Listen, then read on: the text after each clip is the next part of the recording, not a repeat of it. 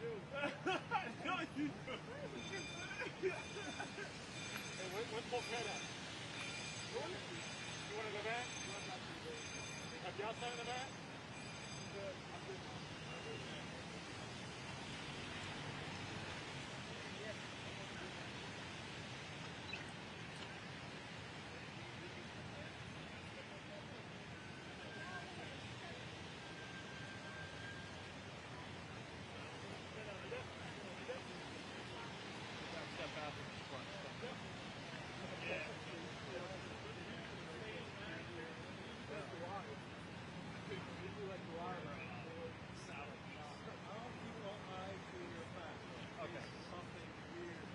I mean, I'm going to be hard to press to go to the whip all the way that way, but I can always come up to the middle. You have to go that way. You have to go that way. No. Sir, you have to go that way. You're pressed, you guys can't go beyond the right. You're not allowed this way.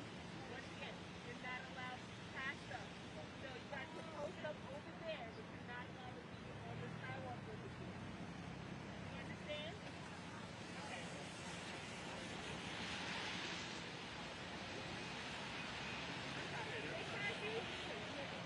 Okay.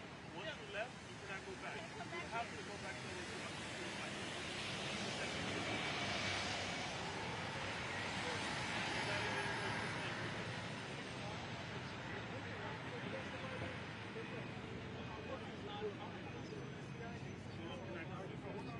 yeah, let's go.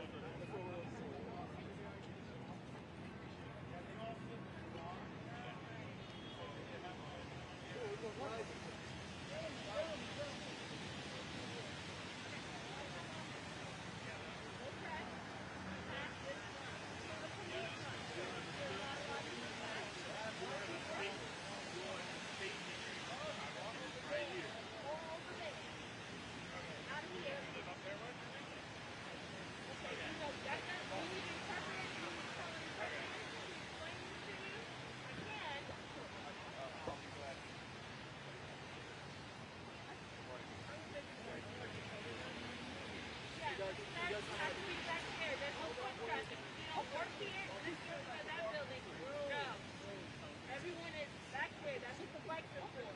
This is a police line. Yeah, no, I get it. I get it. Okay. I'm just not, I mean, some people don't understand. So I'm trying Not to my make first it clear. day. I asked them and I thought you meant No, you guys got to go the other way around. They're like driving through traffic. So, give me a second. okay. Are they? Sorry? I don't know. You guys can't be in the street either. On the crosswalk. Can you be back there? Yeah, right beside you. Yeah, behind us. Thank you. Sorry, guys. No, it's okay. I'm just trying to look. Are there cameras set up there, right? Probably on the other side of the gate. I don't know what's up But there. there's I was told nothing no one's up here. there. Yeah, well, that's my job. Check it out. You know, we're going up there. So, just doing my thing. Yeah.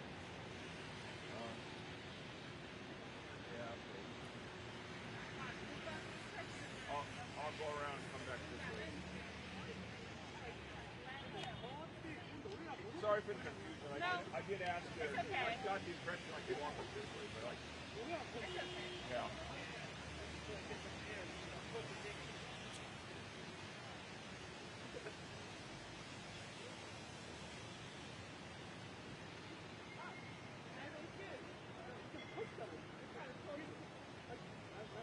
That's what we were talking about.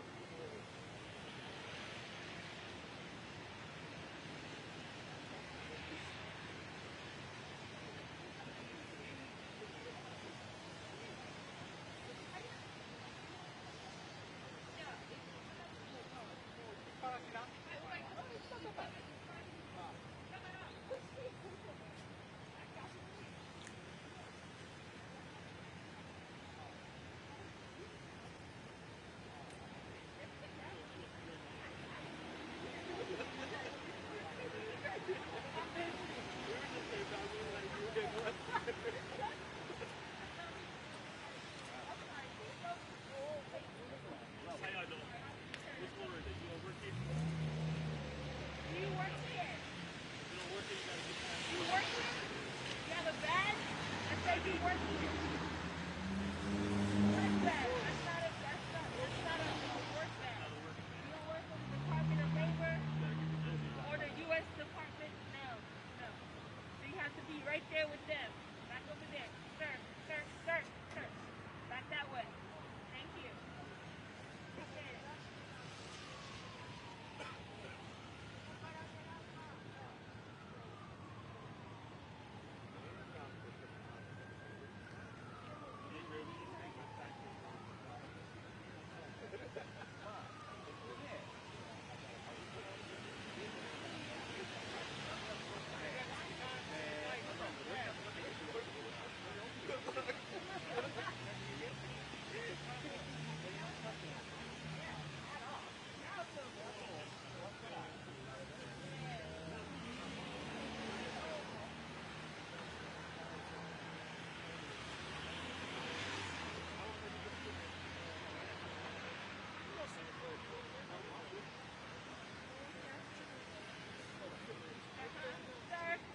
Sir, do you have a work bag?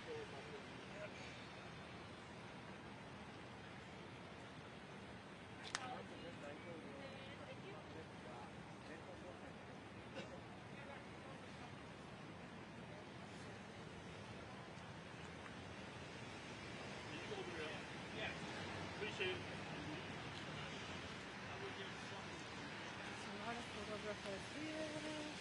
How you doing?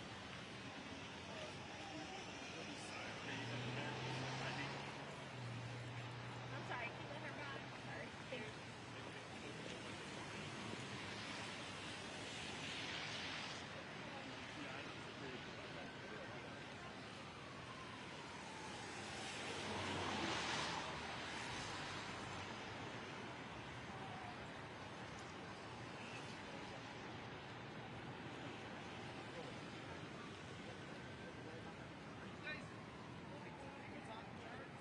Yeah, I was gonna we can't stay in there till like a 9. I was gonna come. One of us will come with me at like 9. Okay. You know, like Yeah, that's fine. You guys get time. Okay. I talked to Lieutenant Owen. He's going to talk to you about what happened last night. We're talking right now. I'll take a break. I told him what you do.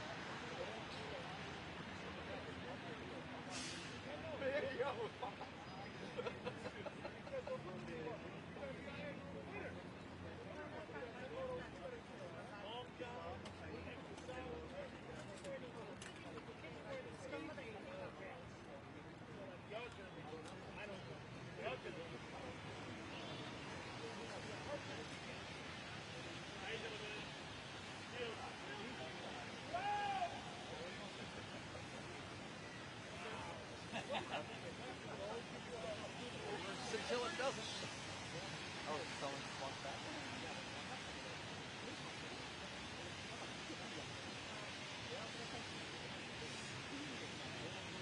How did they want that? I guess this guy's gonna see him.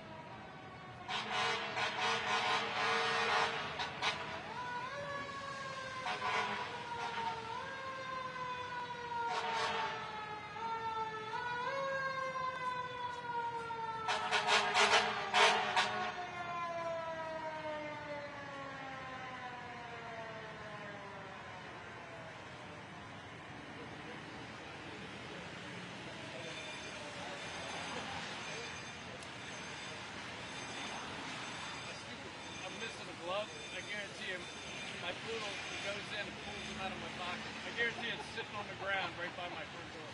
Probably. Wherever I hang my jacket, he goes in there and pulls them out. I cannot keep gloves unless they do this. Oh, no, yeah. Otherwise, I lose them immediately.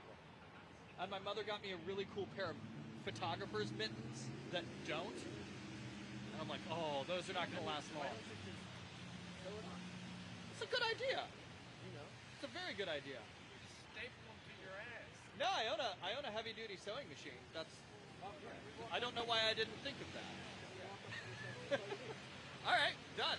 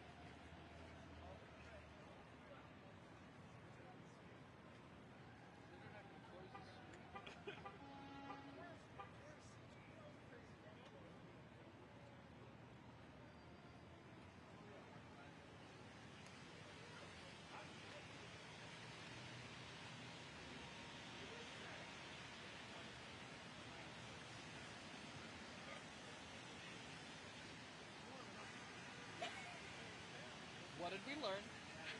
That I need to wear a better coat. I feel as though we learned this lesson a few months ago, and then forgot the lesson over the break.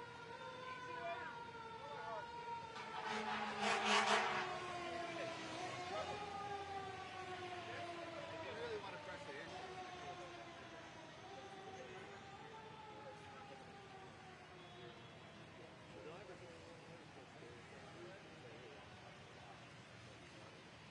Yeah, good coffee too.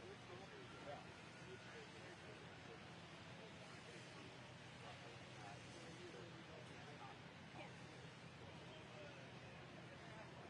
And Dex, last time you said he came down this way? You made the turn right at policeman. Got it. Turn left south. That should be the first thing you see. Okay. I shall plan accordingly. I don't know who it is. I'm not sure that I think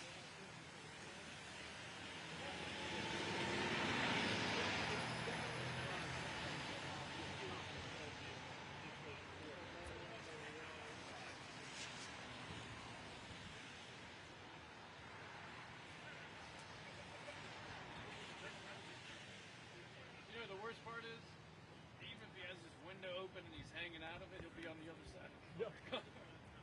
I mean, if he's driving, we've got a good shot. Yeah, if he's driving with the front window open. Yeah, then we're good. Or if it's a convertible, Yeah, yeah. I wasn't thinking about that. Yeah. Like if he just pulls up by himself in a JFK. Miata, we got this. It's like a JFK, a Lincoln. I can think of one time when he did. No, a president. Oh, Maybe someone, just like they told JFK, you know what you should do? Same with You the should take Pope. a convertible. It's so nice out. No more pedestrian traffic. It doesn't look like they're prepared to shut this down. Yeah.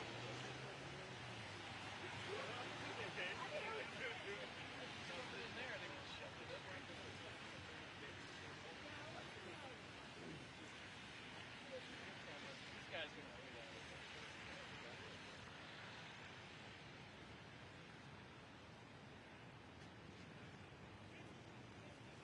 If we stopped it south, we'd have APs up 4 streets blocking.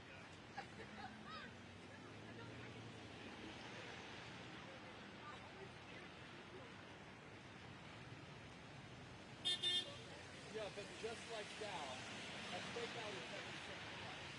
Okay.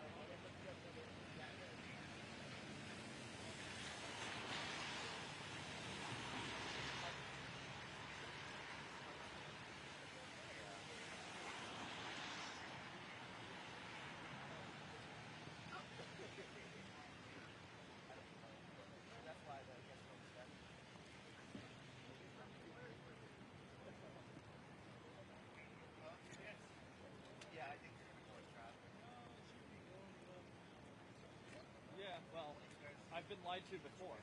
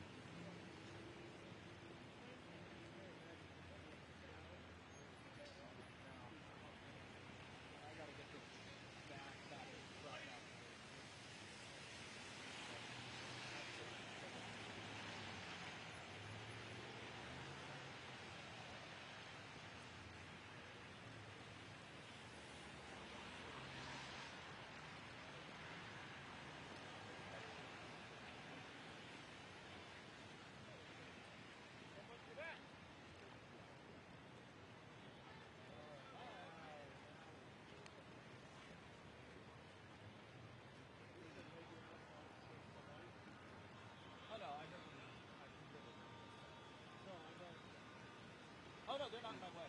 They will be.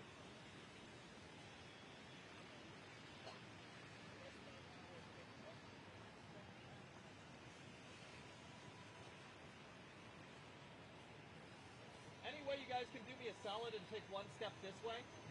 We'd appreciate it. Just like anywhere, yeah, a little bit more. Perfect. Yep, you guys are the best. Thank you so much. Thank you guys so much.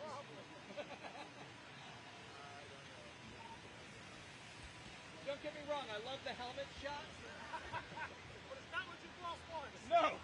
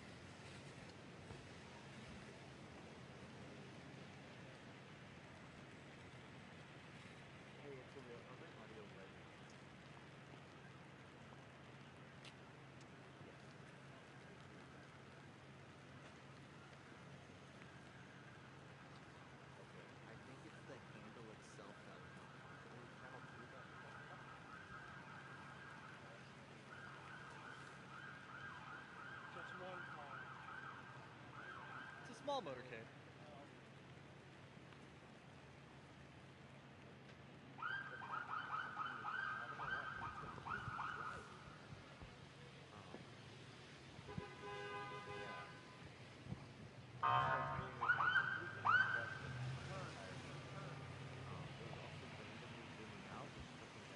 Where? Oh, I got it. That can't be it. Just one car?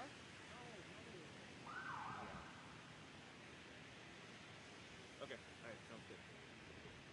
Yeah, I got nothing.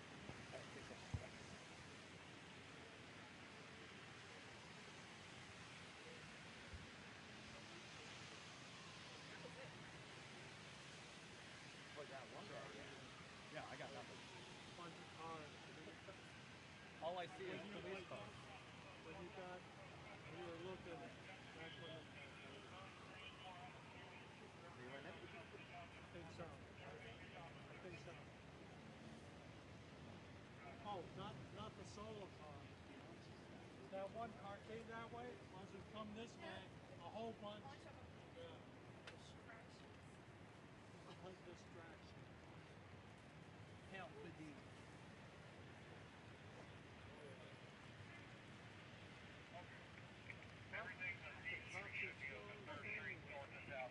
I wonder if they're waiting for his encore. Nope. That's it.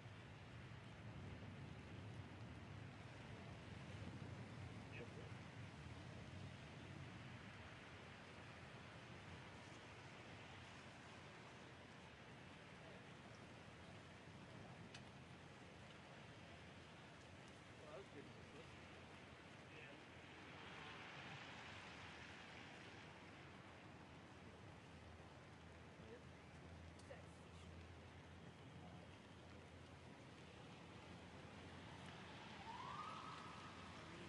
Even if you did see it, it's just like the top of the car. Yeah. All I see is that line of vehicles.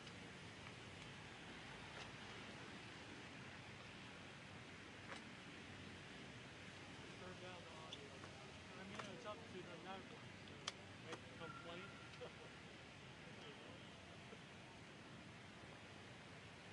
Alright, I'm back on. Okay. I am wide. I'm wrong. I'm gonna roll this stuff back to my truck. I think I'm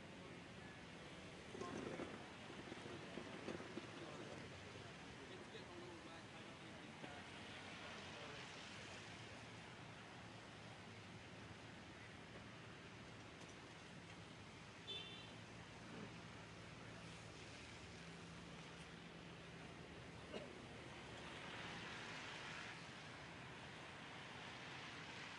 So, great, thank you very much for the, that's the 101 Constitution.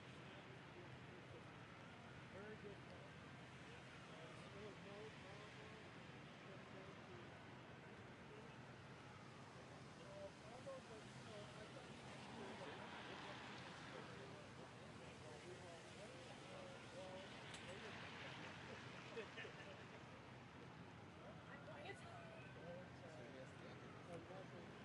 Oh yeah.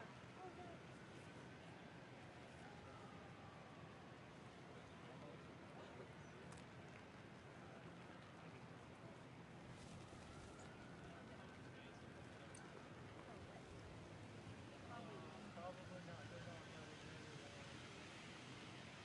like I said, I think they're planning for the future. Many more days like this. Yeah.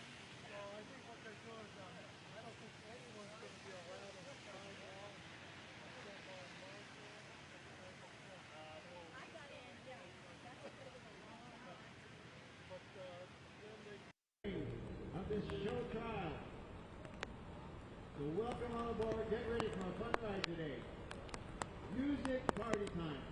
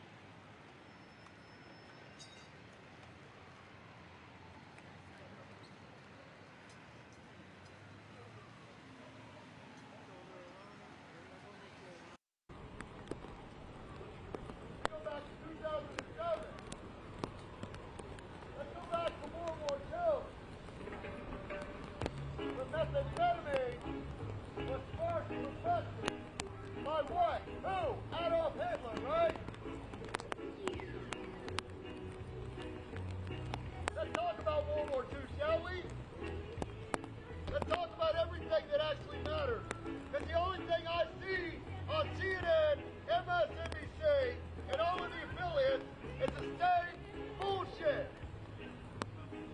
You want to bury Trump's name from any association to Epstein Island? No. I'm going to reaffirm it. Donald Trump is a pedophile. And Justice Clement will recuse himself. I will be front and center at the United States Supreme Court tomorrow morning, calling for the immediate boycott of Justice Clement. Whatever the fuck his name is. You know, the black guy's married to the white woman.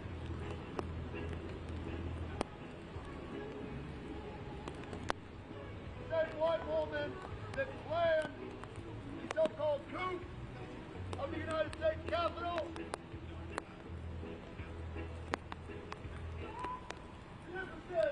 I come with documentation and proof beyond a reasonable doubt.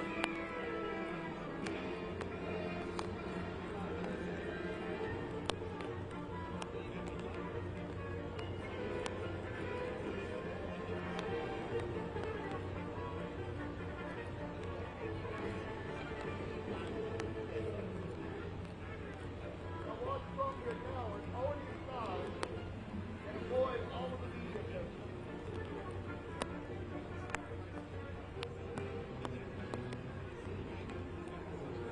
That's okay, because I'm going to document that I was here, and then I'm going to go back and I'm going to prove how much of a coward Donald Trump is.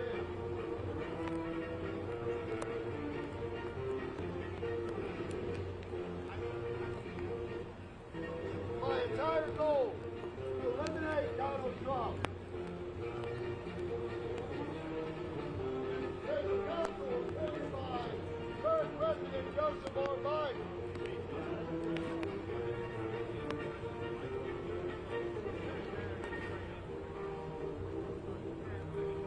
Where's he at? I'd like to make sure he is.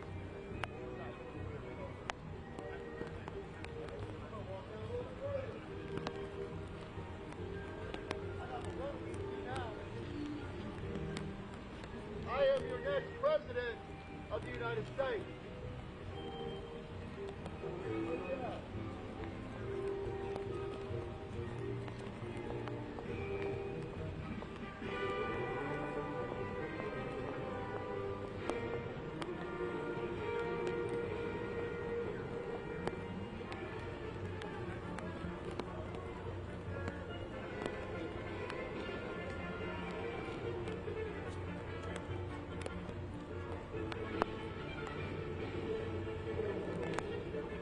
Ladies and gentlemen, welcome to the greatest media circus in the world. Working together with free states to crush opposition candidates like they do in third world countries. And we have the press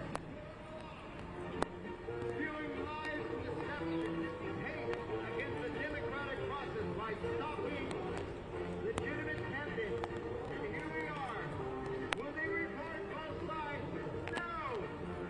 They only give their one-sided narrative.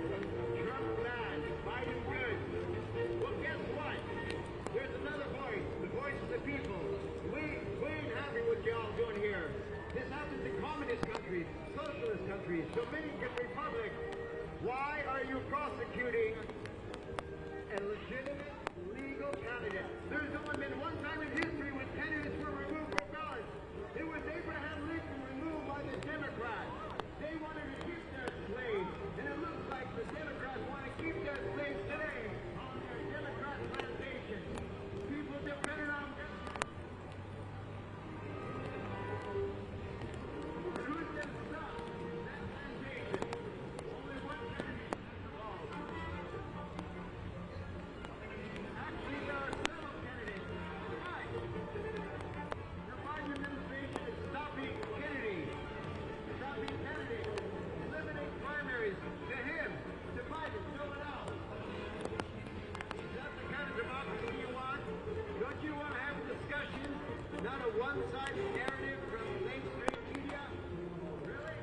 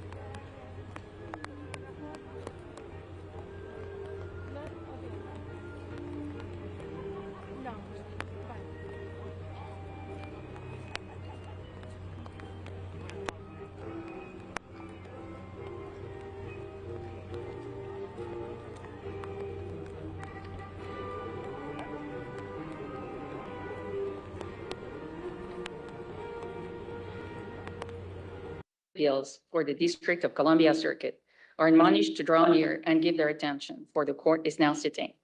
God save the United States and this honorable court. Be seated, please.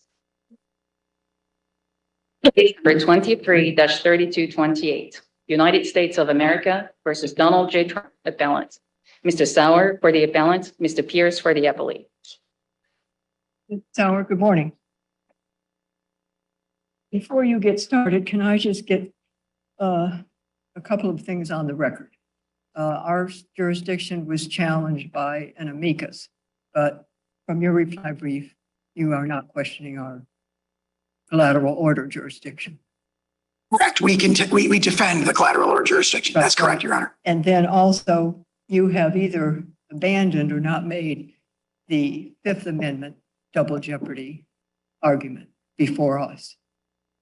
We have framed the double jeopardy argument as arising principally from the impeachment judgment clause. So we haven't argued that if you go straight to the double jeopardy clause, that alone would result in reversal. We're focusing on the impeachment judgment clause. Now that incorporates principles of double jeopardy, right, but we haven't said a straightforward directly under the double jeopardy clause in this court at this time. Go ahead, then. Well, before that occurs, then I do want to speak to you a little bit more about jurisdiction, because we still have to satisfy ourselves that we have the jurisdiction.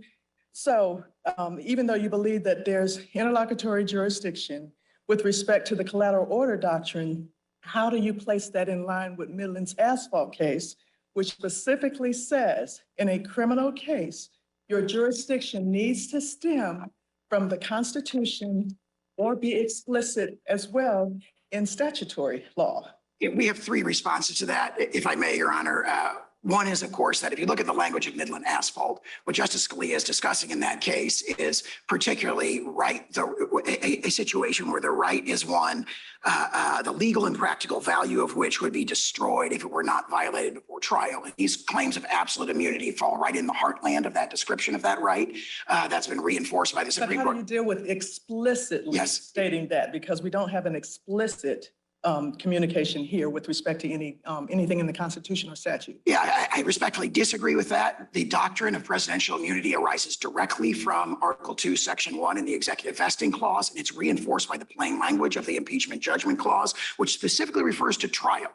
Remember, what Midland asphalt is talking about is situations where the right not to be tried is at stake, and it distinguishes that from the right, the remedy for which is a dismissal of an indictment. So when you're talking about the right not to be tried, we have the clearest and most explicit reference to trial of any of the clauses in which the Supreme Court has found interlocutory jurisdiction. But there have been other circuits that have indicated on the issue of immunity, Midland asphalt still applies. Yeah, not presidential immunity with respect. This court's, that's what you're making your distinction. Right. And well, what I would say is this court's decision in Cisneros explicitly says, right there in it, it says most separation of powers claims may not be subject to interlocutory view, but there are some that may. And then it goes on to say presidential immunity arising from the separation of powers, citing Clinton against Jones. So Cisneros, I think, expressly contemplates that there be interlocutory jurisdiction in this sort of claim. And that's further reinforced by the court's subsequent decisions in Rose and Rostentowski, situations where the court said, look, there's a speech and debate claim, and there's also another claim it isn't derived directly from the Constitution, but it's closely akin or analogous to such a claim. Again, about explicit, because in the double jeopardy trial scenario, you have twice put in jeopardy. So you cannot be tried again in that regard. Then in the speech and debate, it says shall not be questioned.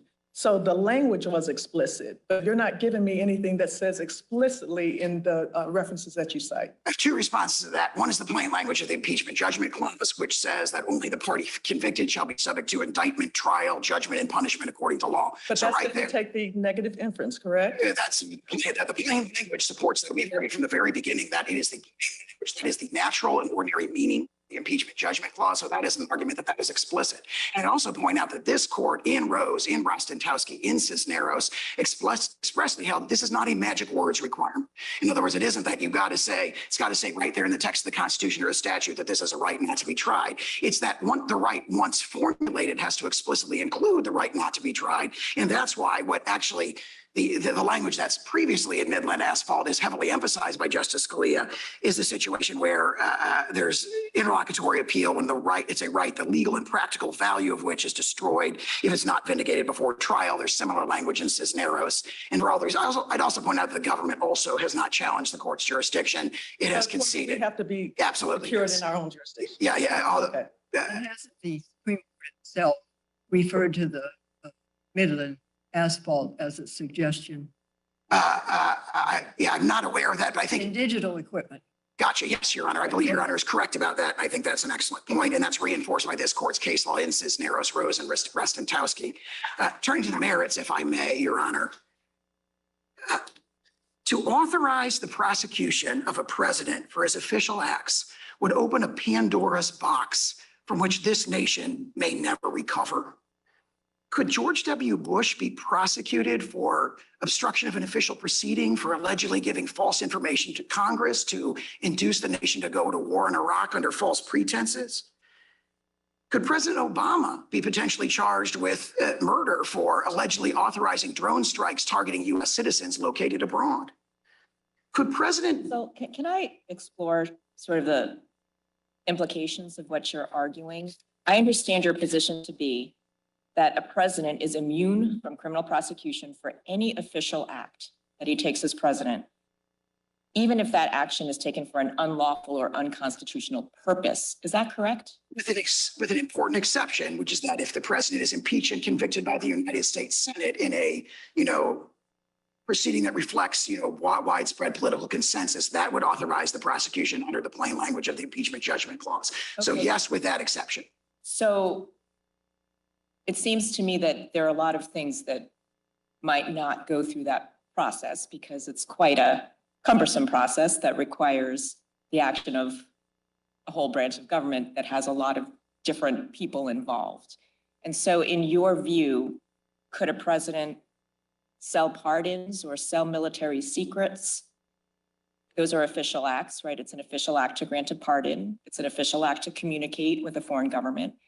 And such a president would not be subject to criminal prosecution? The sale of pardons example is an excellent example because there were allegations about a sale of a pardon essentially when it came to President Clinton's pardon of Mark Rich, and the US DOJ carefully considered, and for the very reasons we've emphasized in our brief, decided not to prosecute President Clinton with that because it raised concerns about whether or not a president can be prosecuted for his official acts. There's actually an op-ed in the National Review from Andrew McCarthy. But your position is that he can't be prosecuted for that unless he's impeached. Yeah, that was, as long as it's an official act. I mean, certain cases, purely private conduct under Clinton against Jones, he'd be subject to prosecution for that so long as he's not in office. But as long as it's an official act. Could a president order SEAL Team 6 to assassinate a political rival?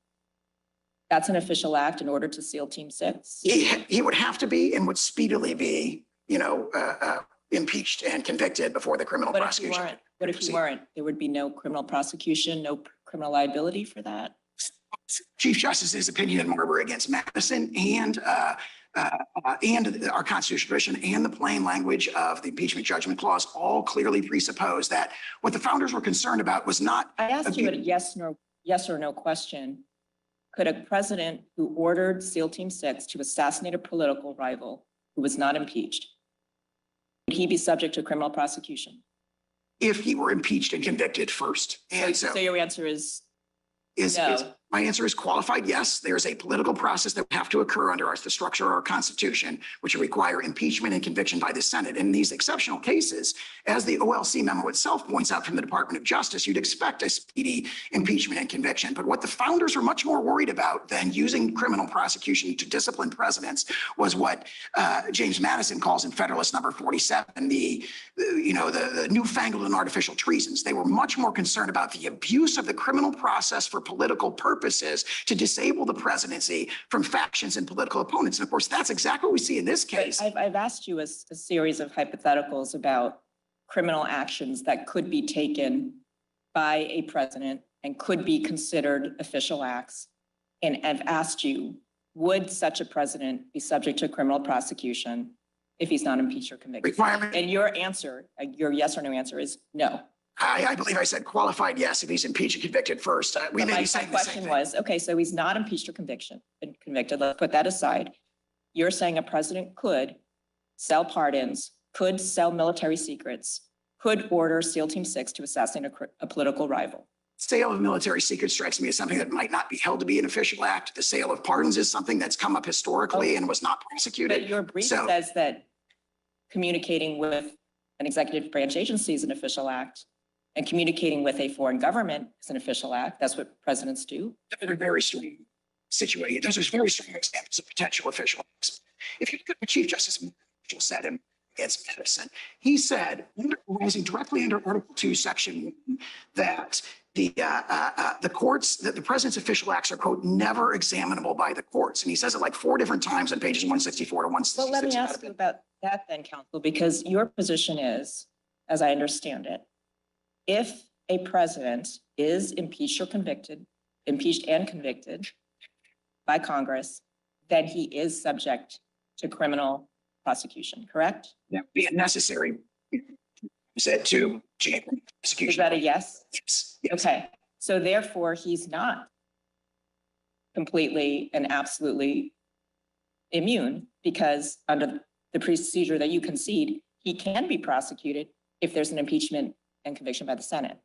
Very, very formidable structural check against the astonishing radical action of prosecuting a former president with official acts. Correct, but you're conceding that presidents can be criminally prosecuted under certain circumstances. Specifically, if they're impeached and convicted, I think that's the main branch of the impeachment judgment clause. And isn't that also a concession that a president can be criminally prosecuted for an official act? Because presidents can be impeached for official acts.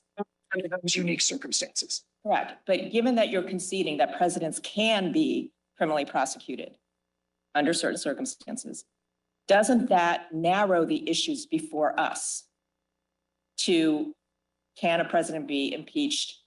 Can a president be prosecuted without first being impeached and convicted? All of your other arguments seem to fall away. Your separation of powers arguments fall away. Your policy arguments fall away if you concede that a president can be criminally prosecuted under some circumstances. I disagree with that. The Constitution in the Article 2, Section 1 vesting clause, as interpreted very clearly by Chief Justice Marshall and Marbury against Madison, says Article 3 courts lack jurisdiction to engage in examination of the president's official acts. That's But been you just reaffirmed. conceded that Article 3 courts can do so if he's been impeached and convicted. The Constitution makes a carefully balanced, explicit exception to that principle in the impeachment judgment clause. So the problem for the separation of powers, the Constitution does this in many other situations where it engages in a balancing. What the framers were most concerned about was not the notion that the president would never be prosecuted for things that outrage his political opponents. What they were concerned about was politically motivated prosecutions. But they didn't say the president can never be prosecuted. They set up the Correct. separation of powers and they created a very narrow exception Correct, that would but- allow prosecution in those cases. But once you concede that there's not this absolute immunity, that the judiciary can hear criminal prosecutions under any circumstances, you're saying there's one specific circumstance, then that means that there isn't this absolute immunity that you claim. I'm not aware of any case or constitutional doctrine that would say the Constitution sets up a very strong principle and it creates a very narrow exception, and therefore the exception just makes the principle vanish. I just disagree. That's with not what I'm asking you. I'm saying that you're coming before us and saying that there is this absolute immunity that is grounded in the separation of powers, that the judiciary can never sit in judgment on what the president is doing. But you're conceding that that's not true because under some circumstances, the judiciary can do that. That's all I'm saying. I think that repeat my answer, which is that there's a very strong principle in the separation of powers that prohibits Article 3 courts from sitting in judgment over a president's official acts. There's a very narrow exception for conviction after impeachment. I understand. And that's a but good position. It just seems to me that if once you concede that presidents can be prosecuted under some circumstances, your separation of powers argument falls away. And the issues before us are narrowed to, are you correct in your interpretation of the impeachment judgment clause? Does the impeachment judgment clause actually say what you say it says? That's all that's really we need to decide. I respectfully disagree with that. I respectfully disagree with that. There is a strong principle. It's reinforced by Chief Justice Marshall in Marbury against Madison. He did not say we can never sit in judgment over a president's official acts, but because it can be impeached, convicted, therefore we can do it whenever we want to. He said the exact opposite. He says they are never examinable by the courts. So And are that's we answering the larger question about whether there's presidential immunity from criminal prosecution for official acts? Or are we looking to a standard on a motion to dismiss, which says, look to the allegations, take those as true, and then look to whether or not we should be looking at official acts in that lens? actually both threshold question raised by the district court judgment is essentially there's no such thing as criminal immunity for a former president, and therefore the district court never reached the second issue, which is if you actually look at the face of the indictment, are these all official acts? We have strong arguments on both of those things. The notion that criminal immunity for a president doesn't exist is a shocking holding. It would authorize, for example, the indictment of President Biden in the Western District of Texas after he leaves office for mismanaging the border allegedly, and let a Texas jury and Texas judge sit in judgment over the validity of his But you acts. also indicated earlier that when there were pardons or when people were not prosecuted, not everybody goes through an impeachment proceeding before they actually get prosecuted, because that's within the discretion of the prosecutor. Only for subordinate officers. So as the OLC memo points out very clearly, the founders, the framers actually in the Constitutional Convention clearly contemplated that that sequence that I've described would be mandatory. He would have to be impeached and convicted first before you could go on But to. impeachment also only deals with certain crimes. Bribery, treason, high crimes and misdemeanors. Yeah, and if you look actually at what is said in the Federalist number 65 by Hamilton about that, high crimes and misdemeanors basically cover anything that the U.S. Senate makes a political judgment justifies removing him from office and authorizing But a prosecution. prosecutor is impartial, does not make political judgments, assumingly, to charge. I think that has no basis in the context of the current prosecution, where the current incumbent of the presidency is prosecuting his number one political opponent and his greatest electoral threat in this particular. Asking you from the standpoint of what the impeachment judgment clause is designed to do, that it limits itself to certain acts. And then therefore, and if convicted, as you indicated, impeached and convicted thereafter could be prosecution. But not everybody goes through that process. And of course, it's limited to the certain actors in that regard, but not everybody has to go through that process. Prosecutors later on can come into information and evidence after they've investigated to make their determinations about what they'd like to criminally prosecute. So you're not always confined to whatever would be in the impeachment judgment clause. Whatever the practice has been with respect to subordinate officers, the evidence from the founding generation is clear as you cannot do that with respect to the president. Right. And this is one example of many that's reinforcing all the Supreme Court's case law, the uniqueness of the presidency and the person who occupies the office of the presidency. So, for example, you get repeated statements in Nixon against Fitzgerald. It's reaffirmed in Trump against Mazars, reaffirmed in Trump against Vance, and so forth about the unique nature of that particular office. But and therefore, even under Clinton, where there's a deal cut, under President Nixon, where there's pardon given, there's an assumption that you could be prosecuted, because why enter into those particular acts? those examples are examples of purely private conduct. For example, Clinton against Jones makes very clear that the stuff that President Clinton cut an indictment deal about by admitting to certain wrongdoing in exchange for not being indicted was purely private conduct. Nobody has contended that the president's immune from prosecution for purely private conduct. It's a question is, can he be indicted for official acts? And you referred to the pardon of President Nixon. We have two things to say about that. President Nixon was accused of a wide range of purely private conduct. He was facing potential indictment for that at the time the pardon was issued. Back to purely private conduct. If we go to the indictment, they are not alleging purely, they're alleging that this is private conduct, but it's subject to fraud, not official acts. So why don't you speak to that, since you said that we have to look at the broader question as well as the indictment? Yes, Your Honor. So the allegations of the indictment allege only official acts. The only way to even characterize them as private acts is to turn to the alleged motive or purpose for them. So their whole theory, their characterization of the language in the indictment is, oh, we're alleging purely private conduct because it was engaged in for particular purposes. And that's foreclosed by a very long and strong line of Supreme Court precedents. How does the Blasting Game case fit here, that this circuit distinguish office seeker versus office holder in terms of how you're committing the acts? This Blasingame strongly reinforces what was said, it's been said in Supreme Court cases in Stump against Sparkman, going back to, for example, Marbury against Madison, where it's the nature of the act itself. I understand the Blasingame opinion to reinforce that by saying it's an objective. They use the word objective multiple times. Objective context-specific assessment. It does not turn on the purpose or motive. That was strongly pushed in Blasingame, and this court properly rejected. That's consistent with Nixon against Fitzgerald, Bradley against Fisher, Spalding against Vilas, Judge Hand's opinion in Gregoire. I mean, that's the strongest principle of law in this context. I'll turn to my colleagues because I've taken up your time, but we'll give you what you need. With respect to the actual indictment, it does not gloss over what, and put it in terms as you're describing. So if we look at the face of the indictment as to what's charged, when it's gone through a grand jury process, unlike the impeachment judgment clause, how do we look at those particular acts as described? Because we have to take those at face value. There's clear guidance on this from Nixon against Fitzgerald, where Nixon against Fitzgerald, the allegation was President Nixon had unlawfully terminated a whistleblower, essentially. And that whistleblower came into court and says, this is not subject to immunity because it was unlawful. And the court said, we're not looking at that granular level of detail, and we're not considering, most importantly, the alleged motive for these acts. It said that the level of specificity to consider it is conducting the business of the Air Force. Similar here, if you look at the indictment, there's 5 classes of conduct that are alleged, many of which are just obviously official conduct. Meeting with the U.S. Department of Justice about who should be the cabinet level officer running that. Is it the heartland of the appointments power? You said many of which, so not really all of which. I mean, Arcanich is all which. There's one exception because there's allegations about the ELIB speech, and under Blasingame, the contention was made that they should be remanded for that. But if you look at the other public statements, for example, President Trump's tweets, the Second Circuit held in Knight First Amendment Center that it was based on overwhelming evidence. That's an official channel. His Twitter account during the presidency was an official channel of government communication. And under the objective test in Blasingame, all those tweets are obviously immune. So also with meetings with the Department of Justice, meeting with members of Congress, that falls right within the heartland of Article 2, Section 3, which authorizes the president to communicate with Congress about the matters that he views as expedient.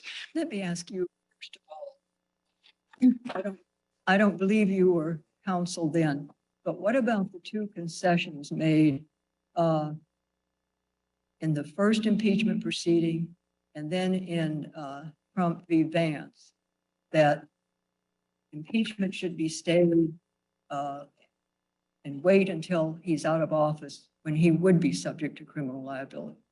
As to Trump against Vance, it was a purely private conduct that involved a subpoena, a criminal subpoena for tax records that long predated President Trump's time in office. So it was purely private conduct. The concession that he could be subject to prosecution is also correct. As for the impeachment brief, for example, that they've cited in their briefs, what that says is we have a judicial process in this country, period. We have an investigative process in this country to which no former office holder is immune. It did not say there could never be raised an immunity defense. It said criminal process can go forward. There's a quote in the congressional record in which your client said through counsel, no former office holder is immune from investigation and prosecution. Investigation is what there's no immunity to.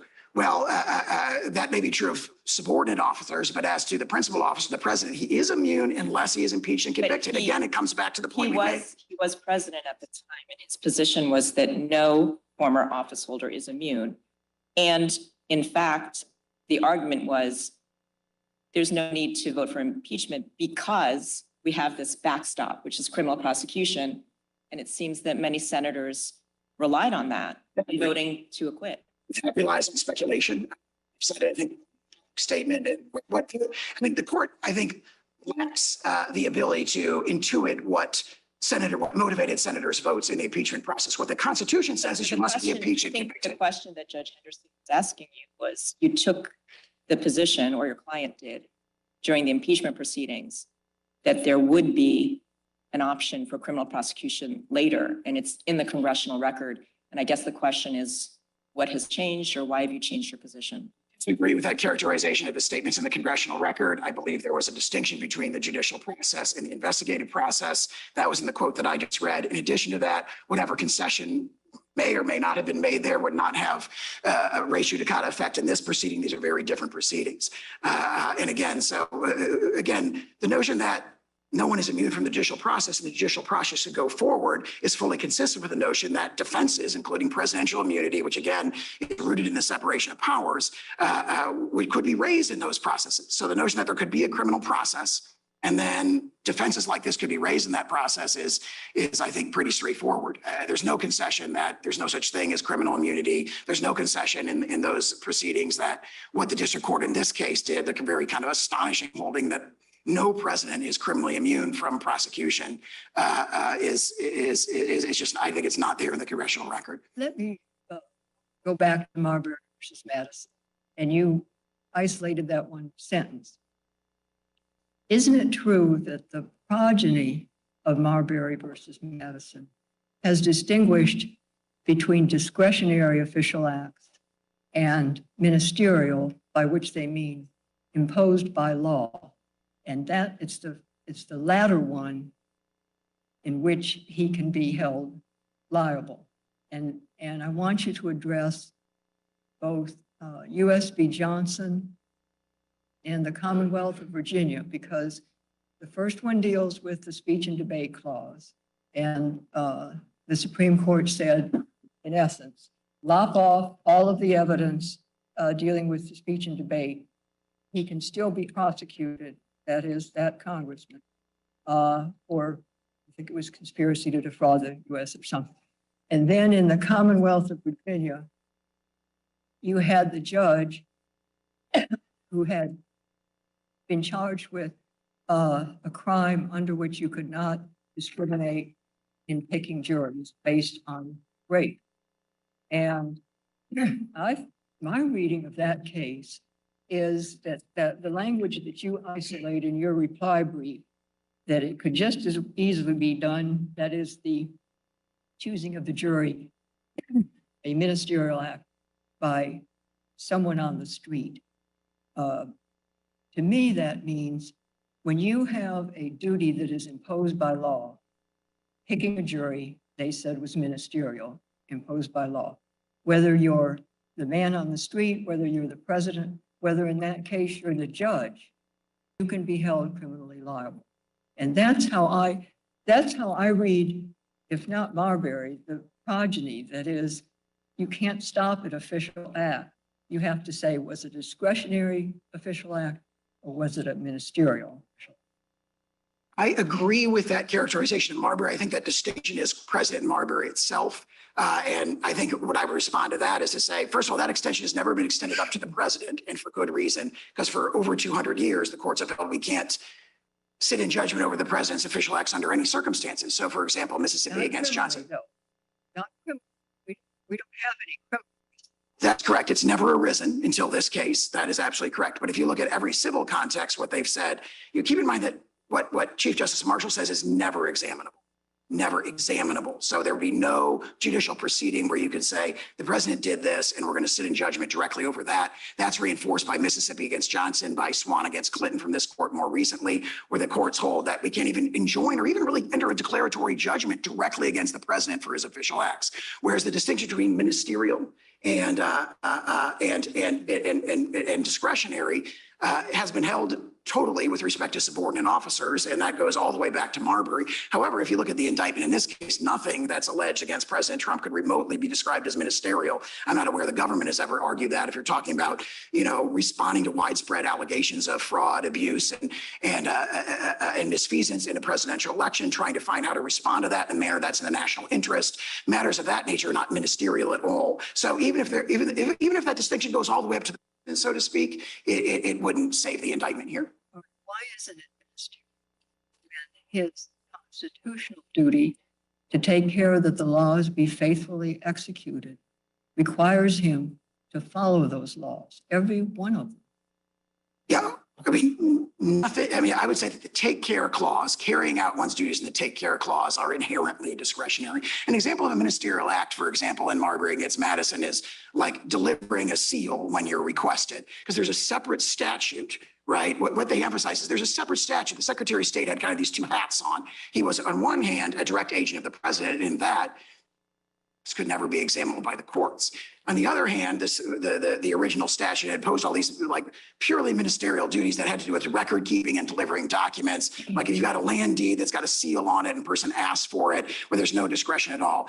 When you're talking about the take care clause, there's no statute that could impose on the president a mandatory duty to engage. I mean, the notion that when the president's meeting with the Department of Justice, for example, saying, hey, we should investigate and enforce federal fraud statutes, the notion that that's ministerial strikes me as insupportable. Well, I think you're missing what I'm asking, which is, I think it's paradoxical to say that his constitutional duty to take care that the laws be faithfully executed allows him to violate criminal laws. Now, we're at the motion to dismiss stage. The government has charged the specific criminal laws. We have to assume they're true. I mean, my response to that, I think, would be to emphasize what Chief Justice Marshall said in Marbury, which is that they can never be examined by courts. That naturally includes a criminal proceeding. But I thought you agreed with me that we've gotten beyond Marbury in the sense that official acts has been subdivided into discretionary and duty-bound or ministerial. And in the ministerial or duty-bound, at least with respect to even legislators and judges, they have been held criminally liable. And that's in the face, at least with respect to the legislators, of an explicit constitutional privilege. Yeah, I don't view United States against Johnson and even ex parte Virginia as resting on the ministerial versus discretionary distinction. I think what Johnson says is, it doesn't say, hey, when you were doing these other things, they were ministerial. What it says is these were not legislative acts, right? And so it draws a distinction between legislative and non-legislative acts. So also, I think that's the right reading of ex parte Virginia. They go on to say judicial act. In other words, the argument that picking a jury, I don't even believe they use the word, to my recollection, ministerial. They say that because they were criminal acts. They were criminal acts. Picking the jury based on race is a criminal act. And whatever Johnson did, I think it was the very same statute, fraud against the United States, that is before us today. Again, I would say that the distinction in those cases is between, in the judicial case, Johnson, legislative case, Johnson, is between legislative acts and non-legislative acts. The distinction in ex parte Virginia is between judicial acts and non-judicial acts. That phrase is used. And here, the distinction is between presidential acts and non-presidential acts. And everything that's alleged in the indictment is a presidential act. Your Honor, I see. Go ahead. May I? There are a number of precedents or cases in which the Supreme Court has reviewed actions by the president. The seminal case of Youngstown Sheet and Tube, where the Supreme Court reviewed Harry Truman's seizure of the steel mills during the Korean War. There's also the case of Little versus Bareem, where Chief Justice Marshall reviewed the actions of President Adams when he seized certain vessels. Trump versus Hawaii was reviewing President Trump's order restricting the entry into the United States of nationals from certain foreign countries. How does that square with your position that the judiciary can never review executive action? All those cases fall squarely within the well-established exception in ex parte Young, where the judiciary is allowed and does frequently issue declaratory judgments, injunctions, judgments against subordinate officers. Wait, these are presidents. These are presidents. Harry Truman was the president when he seized the steel mill. How does that comport with your theory? For instance, in that case, was an injunction against the Secretary of Congress, not against the president. This court has reaffirmed very recently that you cannot issue an injunction directly against the president. The court has no jurisdiction to do that. Cannot enter. It strongly indicates in Newdow against Roberts that the court can't even enter a declaratory judgment. Can review presidential action if, on paper, they direct their judgment to a subordinate officer. Is that what you're saying? And because these are presidential actions. The court can definitely enjoin the actions of subordinate officers that violate the Constitution. That is ex parte Young. All the cases fall within the. I'm asking you a different question, because these are presidential decisions, presidential actions. And you're saying that the court can review presidential actions as long as when they issue the judgment, they issue it to a subordinate. indirect context. He can't directly sit in judgment over the president's official acts. It's been established for over 200 years. You're using the impeachment judgment clause essentially as a negative implication with respect to that the civilian officer or president, of course, has to be impeached and convicted and then nevertheless thereafter. If there is an acquittal, how are you using it in that regard? Because sometimes, and particularly in this case, the acquittal can arise from lack of jurisdiction, not actually trying the merits of the case. The impeachment judgment clause doesn't distinguish between those sort of merits-related acquittals and non-merits-related acquittals.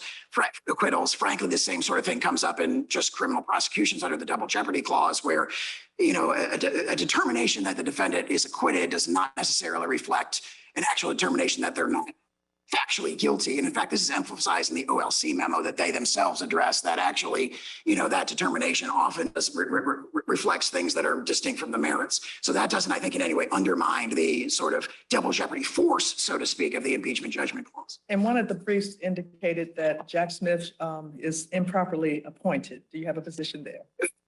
It's a very persuasive brief, but I can see we have not raised it in this case. I think it raises very powerful questions, but we haven't raised it in this case at this time. Just about the effect of Blasingame. If we say we can't determine if these acts are official or private, I want to stay away from that. I'm going to say ministerial or discretionary. And Blasingame characterized it in terms of office seeker versus office holder. What is your position about, would we have to remand it for the district judge to decide in the first instance whether these the 4 points that the defense has made against imposing criminal liability hinge on whether the acts are ministerial, discretionary, official, private, however you want to characterize it? I used the phrase from Clinton against Jones, which says purely private conduct is what can be, subject to judicial process after a president leaves office. In response to your question, our principal position is you can look at this indictment and it alleges official acts and it can be ordered to be dismissed. We acknowledge, though, that the district court didn't reach that issue, and Blasingame did remand, and the court absolutely has the discretion to remand to the district court for the application of the doctrine of criminal immunity in the first instance. And we admit that that would be a natural thing for the court to do. To the specific acts. Correct. Yeah. In other words, if the court holds that there is presidential immunity, which it should, then remand to the district court to say, okay, go through the indictment and or else hold factual findings and so forth to decide how it applies to the conduct alleged in this case. We acknowledge that would be, the court has the discretion to do that, and that would be a natural course. And if there are no further questions. I have one more question. So under the framework established in or discussed in Nixon versus Fitzgerald, we're supposed to conduct a balancing test where we balance the need for the asserted immunity versus other public interests. And I see you as trying to represent a need for the executive to have this immunity to facilitate executive functions, the ability to act without hesitation, to be fearless, to make decisions without being inhibited by the fear of criminal prosecution. But it seems to me that there are some other Article 2 interests here that are countervailing. For example, under Article 2, there's an executive vesting clause. And so there is an interest of the executive branch as an institution to have constitutional executive power vest in a newly elected president. There's also an executive interest as an institution in law enforcement, in enforcing criminal laws.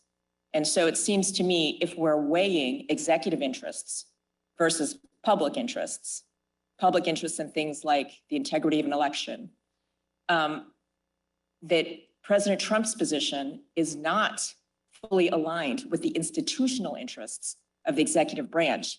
And in this balancing test, that weakens the executive power that he's trying to assert.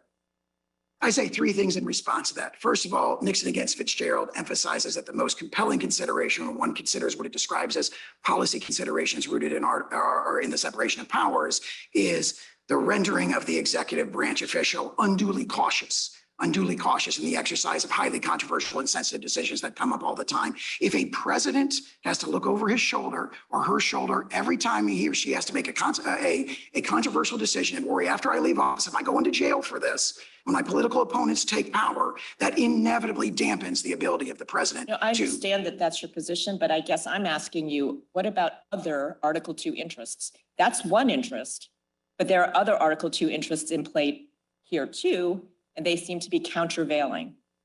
The interest in executive vesting, the interest in law enforcement, those are also executive branch interests. And how should that affect the analysis? Those, to the extent the court conducts a balancing, our principal positions, you can go back to Marbury versus Madison and adopt a categorical rule, which is also referenced in Nixon against Fitzgerald. But to the extent the court reaches the balancing of policy considerations, those are decisively outweighed by the sort of republic shattering consequences of subjecting our chief executives in an endless cycle to prosecution once they leave office. The founders were very much against that. They were deeply concerned with that. You see that in Hamilton's writings in Federalist 65, 69, and 77. You see it reflected in Madison's concern about newfangled and artificial treasons in Federalist 47. And that is the original meaning of the Constitution.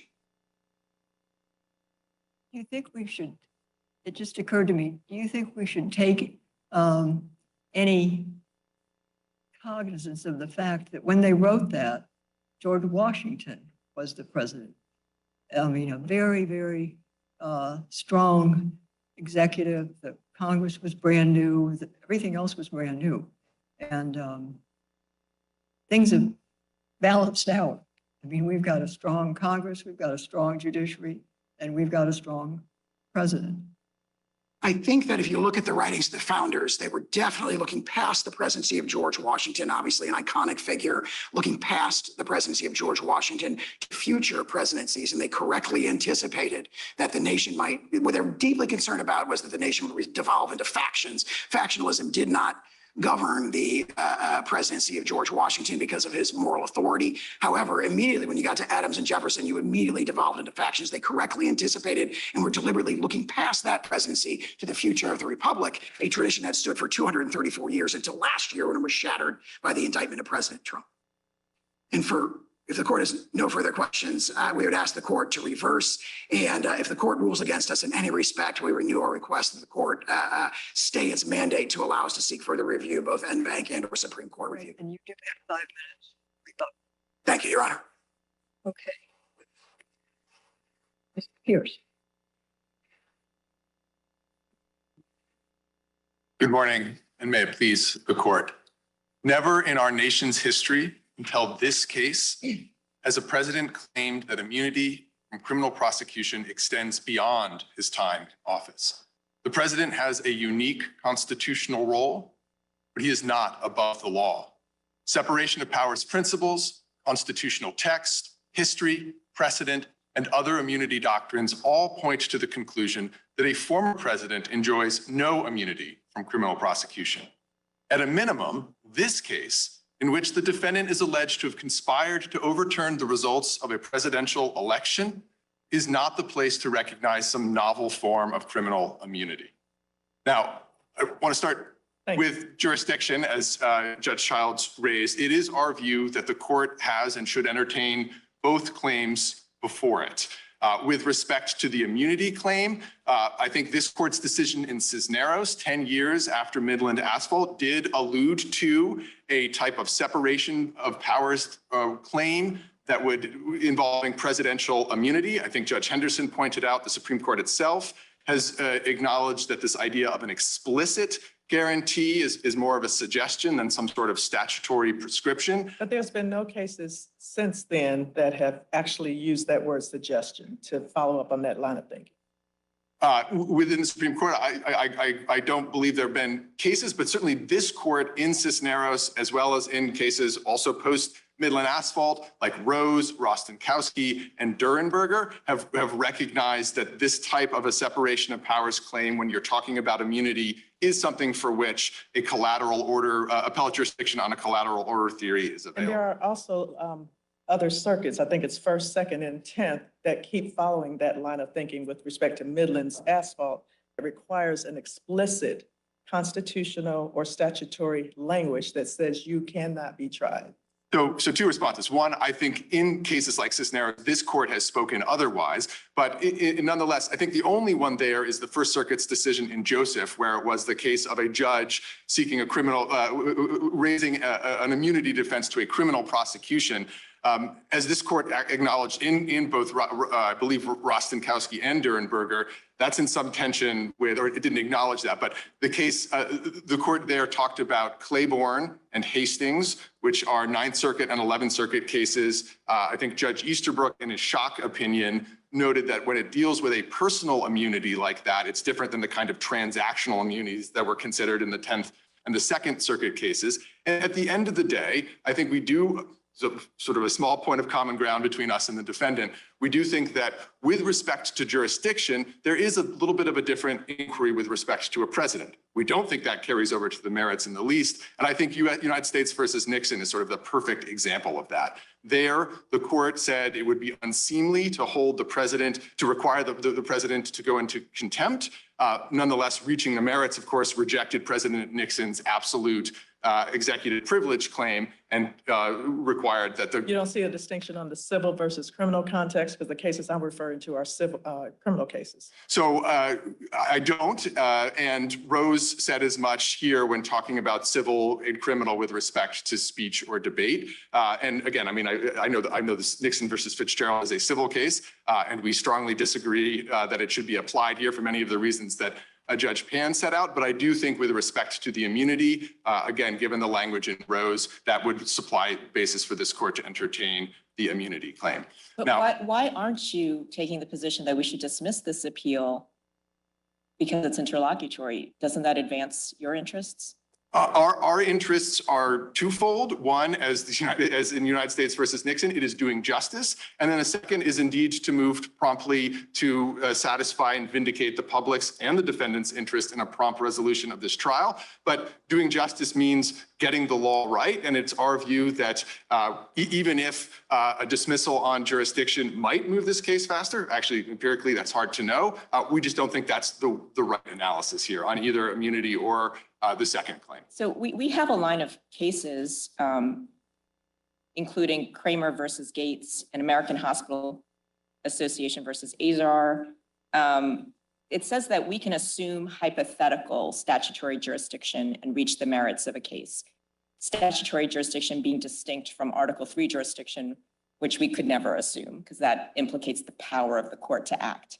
So if we had discretion to reach the merits versus just dismissing this case under Midland Asphalt, which I think is a strong precedent, which suggests that this appeal is interlocutory and does not fall under the collateral order doctrine.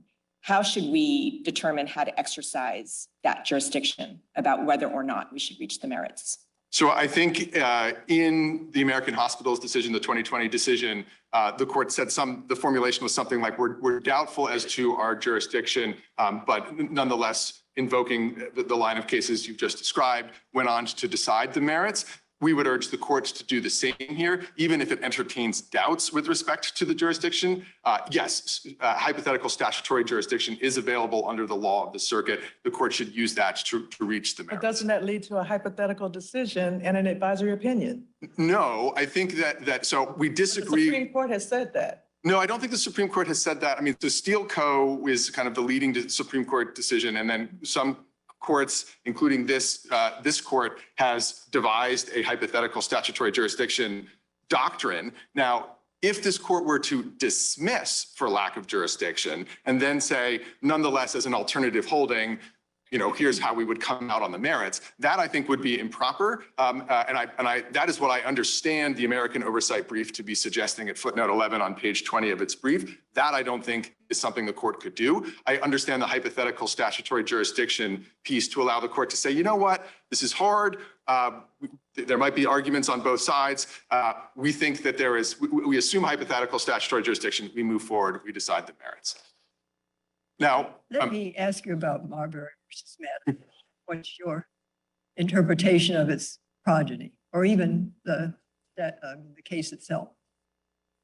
So our interpretation is much closer in line with what I think I heard Judge Pan setting out, and similar to yours. It certainly does not erect a unreviewable power for the presidency. I think the sort of the prime example of that is the Steele-Sheezer case, the Youngstown case. That was President Truman closing the steel mills. That was the court coming in and reviewing that. We see that all the way through to the present. And so it's hard to see any world in which the court just says, we can't intervene here. We do see, I accept the court's, Judge Henderson, the distinction between sort of ministerial and discretionary acts. Compliance with the law is not some sort of discretionary call, right? It is something that I fully endorse or agree with the idea of the paradox of a president, on the one hand, having the Article 2 take care responsibility, and on the other hand, sort of seeing the law as compliance with the law as optional. Let me switch and ask you, how do we write an opinion that would stop the floodgates? Your predecessors in their OLC opinions recognize that criminal liability would be unavoidably political. So a couple of responses. For one, of course, that was with respect to a sitting president. I think the analysis is extraordinarily different with respect to a former president, which OLC in that very same, I'm sorry. But not with respect to being necessarily political. Well, I think there is a political process which is impeachment, and we can talk about that, but there is a legal process which is decidedly not political. And that is a process which has the kinds of safeguards that a couple of members of the court here have already referred to. We're talking about prosecutors who follow strict codes and who are presumed to act with regularity, grand jurors, pettit jury eventually, and this court sort of standing, Article 3 court standing above it. But I also want to push back a little bit against this idea of a floodgate. At least since the Watergate era, 50 years ago, has there been widespread societal recognition, including by presidents and the executive branch, that a former president is subject to criminal prosecution. And Nixon was not about private conduct. Nixon was about, among other things, using the CIA to try to interfere with an FBI investigation. He then accepts a pardon, understanding that after having resigned, right? So again, I think that also undermines this impeachment first argument. After Nixon, we then see a series of independent and special prosecutors investigating a range of different types of conduct. You saw independent counsel Lawrence Walsh in the Iran-Contra affair. That's an example that the defendant invokes in his reply brief. In chapter 27 of that report, the independent counsel assumes that President Reagan is subject to prosecution and says, but we didn't get there evidentiarily, right? There were not that we thought there was some sort of immunity. And that has continued through to the present. And so this notion that we're all of a sudden going to see a floodgate, I think again, the careful investigations in the Clinton era didn't result in any charges. The fact that this investigation doesn't reflect that we are going to see a sea change of vindictive tit for tat prosecutions in the future. I think it reflects the fundamentally unprecedented nature of the criminal charges here. Never before has there been allegations that a sitting president has, with private individuals and using the levers of power, sought to fundamentally subvert the democratic republic and the electoral system. And frankly, if that kind of fact pattern arises again, I think it would be awfully scary if there weren't some sort of mechanism by which to reach that criminally. In your brief, you raised some sort of lesser immunity potentially applying. Want to speak to that? I do. We don't think that's comes into play here. I think the point was, in some sort of more challenging cases, it might be that where a president is operating under extraordinary time pressure, has to make a very difficult kind of national security type of decision. You know, do I go in and commit this kind of, do we order the drone strike under these circumstances? You know, a president will often have a cadre of lawyers to advise him or her. The lawyers say, Madam President, we'll get you a memo in 2 months. That's not going to be enough in that situation. If there were a drone strike, civilians were killed, that theoretically could be subject to some sort of prosecution as murder. I think that might be the kind of place in which the court would properly recognize some kind of immunity. But that is, of course, nothing like what we've got here. I sort of take the former official's brief discussing the vesting clause to talk about the kind of the nature of charges when they focus on, again, subverting the electoral process. At a minimum, there should be no type of immunity that covers that. So are you saying it should be a case-by-case balancing in each case, whether there's immunity, or how does this work as a legal standard? So we think that it should just be, as the district court held, a finding. There is a balancing under Fitzgerald, right? That's our view. You start with this question: what are the burdens against the presidency, and what are the interests to be furthered? The answer to that question under Fitzgerald, we think that the burdens that my friend talks about on the other side are overstated. I'm happy to describe why. We think the interest in the public's interest in on an ongoing criminal prosecution means that there should be an across-the-board rule that a former president is indeed subject to criminal prosecution. What I'm describing in response to Judge Child's questions is, in a particular case, might there be some extraordinary circumstance where a former president could invoke an immunity? Maybe. I don't think the court has to reach that there. I think the court could write an opinion that reserves and says, based on the nature of the allegations, which we take as true, there is no reason to recognize that here.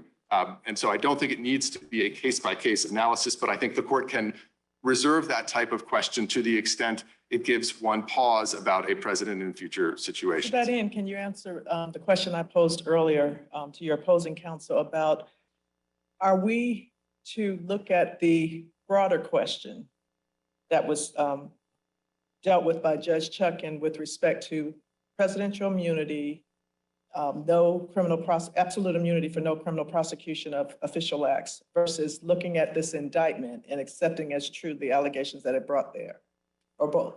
So we have a strong preference that the court adopts the former view and looks at the question in the way of, as the district court did, which is to say, based on questions of separation of powers, of constitutional text, history, precedent, is there in fact immunity for a former president? We think the answer to that is no, for of course all of the reasons we put in the brief, and I'm happy to sort of address here. Candidly, I think if the court gets to that second question, there are some hard questions about the nature of official acts. And frankly, as I think Judge Pan's hypothetical described, I mean, what kind of world are we living in if, as I understood my friend on the other side to say here, a president orders his SEAL team to assassinate a political rival and resigns, for example, before an impeachment? Not a criminal act. President sells a pardon, resigns, or is not impeached? Not a crime. I think that is extraordinarily frightening future, and that is the kind of, we're talking about a balancing and a weighing of the interests, I think that should weigh extraordinarily heavily in the court's consideration. Let me ask you about the effect of Blasingame. What is it? How does it either bind us? How is it persuasive for us? So I think it formally has no application at all, because of course, very early on in the opinion, the court says we're not dealing with any questions of immunity in the criminal context. I tend to agree with my friend on the other side that in many respects, it does reinforce the nature of the Fitzgerald civil outer perimeter standard. It says you don't look at intent or you don't look at purpose. Context plays a more important role than often the content of communications. I think that the significant change, of course, is the acknowledgement of looking at a president, whether that president is acting in his or her role as office seeker or office holder. But again, to go back to my response to Judge Childs's question, although that would change the nature of whether may change the nature of whether certain things are or are not official acts in the indictment, we just think that's entirely the wrong paradigm to use. We think under Fitzgerald, in fact, that would be inconsistent with Fitzgerald's reasoning, and also just irreconcilable with the nature of how criminal law works. I mean, to say that we're not going to take account of motive or intent, there are plenty of acts that every day. I mean, for example, if I were to encourage someone not to testify at trial because I wanted to go on a hike with that person, it's not a crime. If I were to encourage someone not to go on a hike because their testimony at trial, encourage them to skip their trial testimony because their testimony was going to incriminate me, it's the same underlying act. And now when you map that on to the presidential context, you come up with some of the frightening hypotheticals where as long as something is plausibly official, even if it involves assassinating a prominent critic or a business rival, that would seem to then be exempt potentially from criminal prosecution. We certainly wouldn't concede that if that's the world we need to live in. I think we would advance plenty of arguments below, but we really, but those arguments themselves would create satellite litigation that are an additional reason not to go down this route. But looking and thinking about your answer about potentially not looking at motive and intent, when there is a criminal prosecution, that mens rea and that intent is part of the actual statute charged criminally. Yes, precisely. And that's why it wouldn't make sense to then come in and use this non-motive intent.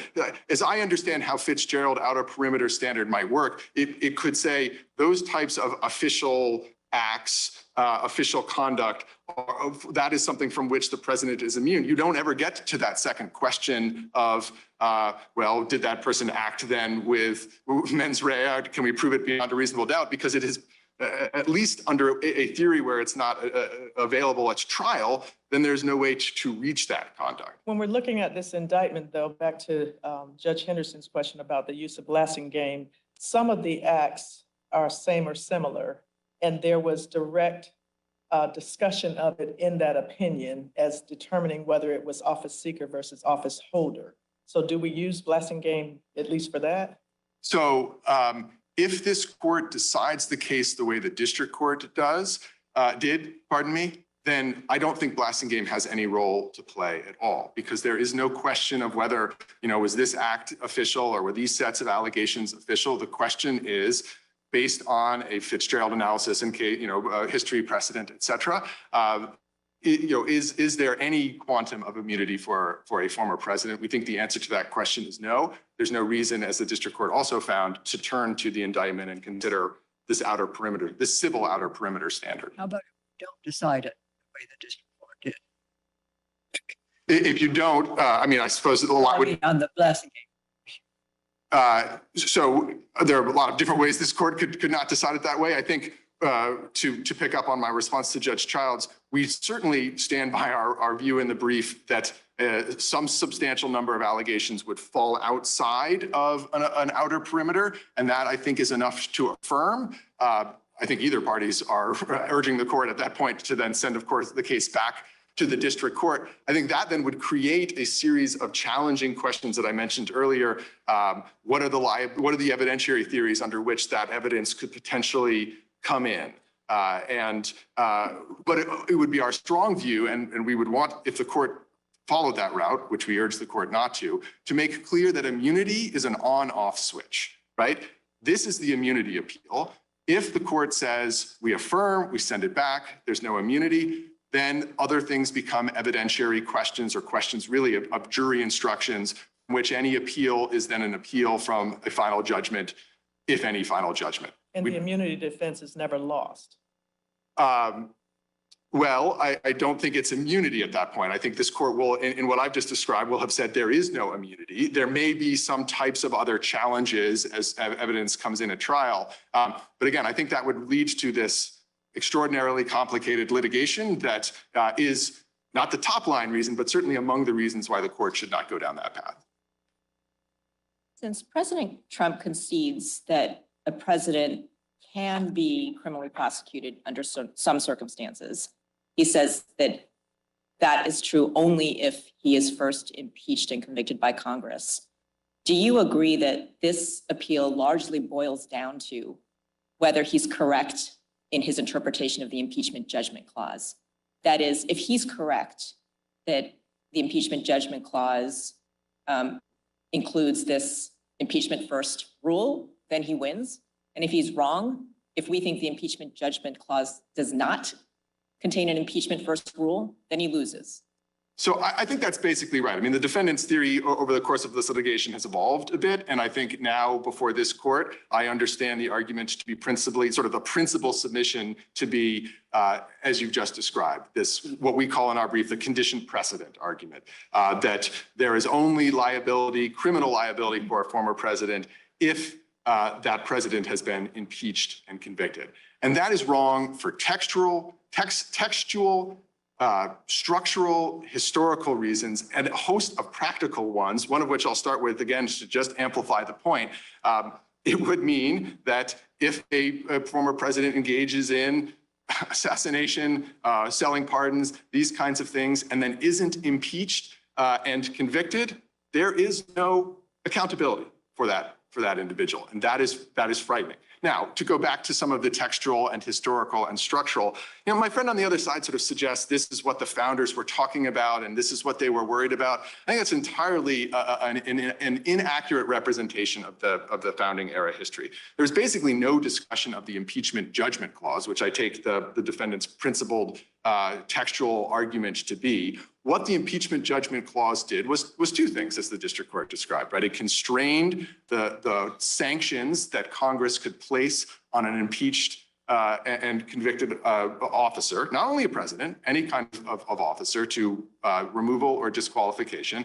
And then it made clear that that impeachment did not impose some sort of preclusive bar on subsequent criminal prosecution. You would think that if there was this kind of impeachment first requirement, impeachment and conviction first, you might actually find something somewhere in the sources, the framing, the convention in Philadelphia, the ratification discussions, early history. There is nothing of that. We've cited certain things in our brief from James Wilson, from Edmund Pendleton, from Representative Dana that say this. Justice Story. I don't hear the defendant to offer anything other than, well, Hamilton. All that Hamilton was describing was the undisputed point here that a sitting president can't be subject to criminal prosecution until that sitting president is no longer in office, whether the removal from office is through impeachment and conviction or simply the end of the term. Now, one structural point as well that I just want to quickly make, the district court made this, which is if this rule were right, that would if the conditioned precedent rule were correct, it would pose significant separation of powers problem of its own. It would basically mean that the executive branch would only be able to prosecute someone if Congress had acted. And there are all sorts of reasons why, of course, Congress won't act. For one, they've never believed that it was required. And also, in certain instances, they may decide that they don't have jurisdiction. Many of the members of Congress seem to hold that view with respect to the defendant's second impeachment. Right. Thank you very much.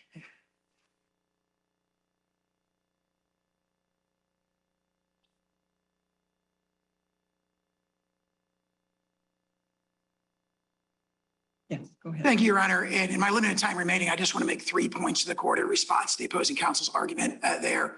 One is that the opposing counsel used the phrase above the law, saying that an immunity doctrine for criminal immunity would place the president above the law. I would just direct the court's attention to what the Supreme Court said in Nixon against Fitzgerald in the context of civil immunity. They described the allegation that immunity sets the official above the law as, quote, rhetorically chilling but wholly unjustified. The U.S. Constitution, the separation of powers, the executive vesting clause, the impeachment judgment clause, these are the foundational and fundamental law of our country, and the president's immunity is determined on that. So that is more rhetoric than reality, is what the Supreme Court said in Nixon against Fitzgerald. I'd also point out that when it comes to the question of whether or not the indictment alleges solely official acts, the indictment does not allege that President Trump did anything wrong after he left office. So it focuses solely on acts that he took while he was in office. And that's a telling indication that we're dealing with official acts here. And then finally, I would address Judge Henderson's, your question about the floodgates. And I tie that to what my opposing counsel said about a so-called frightening future. The frightening future that he alleges, where presidents are very, very seldom, if ever, prosecuted because they have to be impeached and convicted first, is the one we've lived under for the last 235 years. That's not a frightening future. That's our republic. What he is forecasting is a situation where the floodgates will be opened. We are in a situation where we have the prosecution of the chief political opponent who's winning in every poll. Presidential election upcoming next year and is being prosecuted by the administration that he's seeking to replace. That is the frightening future. That is tailor-made to launch cycles of recrimination that will shake our republic for the future. If you have the impeachment judgment clause, as you indicate impeachment, then conviction, but then the president either resigns, is removed, and then later on is prosecuted for a different crime. Can that happen, or is there immunity there? I'm not sure I understand the hypothetical. Could you say it again? I apologize. Just indicating that if you're resting on that there must be impeachment and conviction, and it's for one set of crimes, but then later on the president either is removed from office or resigns, and later on there's a prosecution for something different. Is there immunity for that later crime? Yes, I think that's the better reason. Obviously, it's not presented in this case because we have a close match between the conduct, the underlying conduct or transaction occurrence that's alleged in the articles of impeachment, of which there was an acquittal, right? Which is the strongest case for double jeopardy and between the facts alleged in the indictment. But if there were like an unrelated prosecution, because you just made a statement about he's only being prosecuted for crimes while in office. And so that's why I'm asking about leaving office and then thereafter being prosecuted for something different. To be under the plain text of the Constitution, the best reading would be he has to be impeached and convicted for the thing that he subsequently prosecuted. So if he were impeached, convicted, and removed from office, and they charge him with another official act that was unrelated to the impeachment, I think that what Chief Justice Marshall says in Marbury would still govern. I think that's obviously it's not presented in this case. The court doesn't have to decide it, but that'd be my answer. So I just want to confirm your position is if President Trump had been convicted after his impeachment trial on incitement of insurrection, if he'd been convicted, then this prosecution would be entirely proper. Which I would say that if you were impeached and convicted for the same and similar conduct, then that would authorize a subsequent prosecution. Obviously, we have many other issues with this prosecution. Is that a yes? So I do. Because I think you said in your brief that impeachment for incitement of insurrection is based on the same or related conduct as that which is in the indictment. Yes, I agree with that. So if he had been convicted by the Senate, then this prosecution would be entirely proper, correct? Well, I would not phrase it that way because there's lots of other problems with this prosecution that we've raised in extensive pleadings to the district court. He could be prosecuted. Under the impeachment judgment clause, if he had been convicted by the Senate when he was impeached for incitement of insurrection on same or related conduct as what's in the indictment, then this prosecution would be properly brought. There's a prosecution could be properly brought. This prosecution, which has tons of other problems with it. I just want to be very clear about that. I'm making any concession that this prosecution is. All right, let me try one more time. Under your interpretation of the impeachment judgment clause, if President Trump had been convicted when he was previously impeached on same or related conduct as that which is in this indictment, the government could properly prosecute him for that same or related conduct.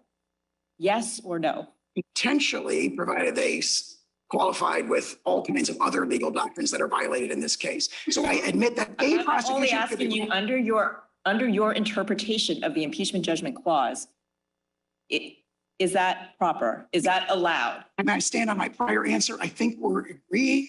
I understand there might be other reasons why you would challenge this prosecution. I'm saying based on your interpretation of the clause, this prosecution would be properly brought. Again, I would not say this prosecution, be very clear about that. But it's a prosecution based on same or related conduct.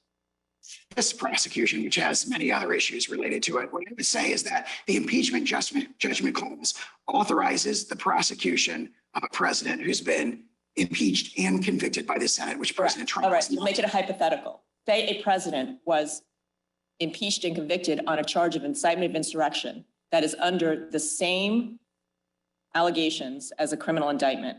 He's convicted. Then the government could bring a prosecution for the same or related conduct, correct? Don't disagree with that.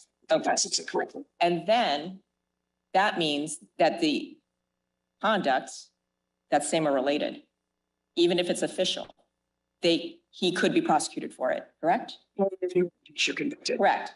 Okay, thank you. But my question goes to after the fact, and the reason I say that, even though you're challenging that these actions are only occurring while president, the district court's decision was that there is no presidential immunity from prosecution for official acts. It doesn't put a time frame in there. And so that's why I'm going to beyond your investigation, your prosecution might not come until later, after the president has left office. So are you telling us that we are limited to a time frame in answering this question? I think the time frame is set forth by Chief Justice Marshall against Madison when he says never examinable by the courts. So unless there is that one gatekeeping incident that has to occur, which is impeachment and conviction, the official acts, the court has no jurisdiction to review them under the separation of powers and the executive vesting clause. But that also assumes that an impeachment proceeding occurred. If there is not one, because we discussed earlier that not all officials go through that process. Absolutely. That's a judgment call as to whether that process would even be brought. I would say we have two arguments that reinforce each other. So if there's no impeachment ever and no conviction, then the official acts are immune, period. Further, the impeachment judgment clause incorporates a doctrine of double jeopardy that prohibits it, especially in the case of acquittal. So those are reinforcing doctrines that are set forth in the Constitution. If there are no further questions, we'd ask the court to reverse. All right, thank you.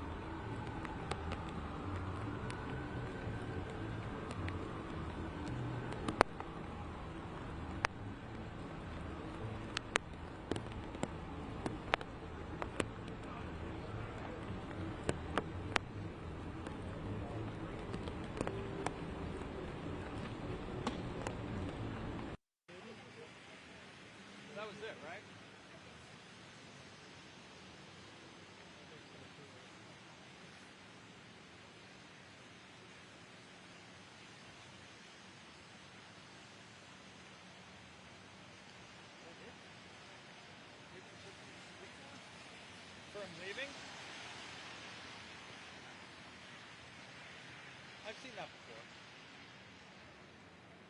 What, where they just They leave and don't tell anybody and don't lock anything down and just go.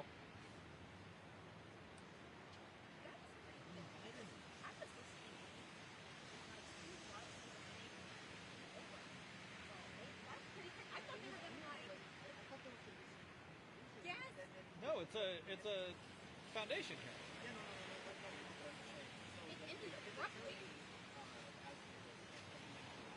Yeah. and then it's just silence, and I was expecting like things like yes, ma'am, or something.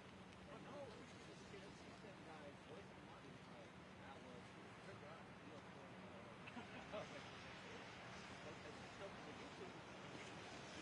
for YouTube was just the building.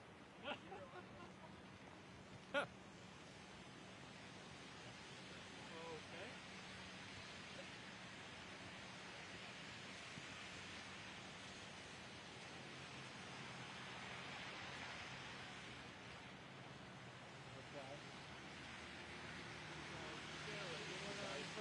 We're gonna come under the umbrella so you can free up both hands.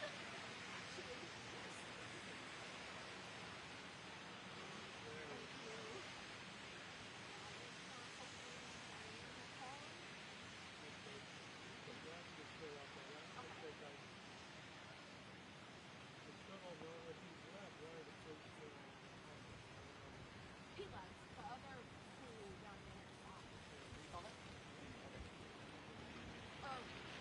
I don't know if they saw him, but they said They saw something. they saw somebody. Flashlight's on. Oh no, you got it. Flashlight's off now.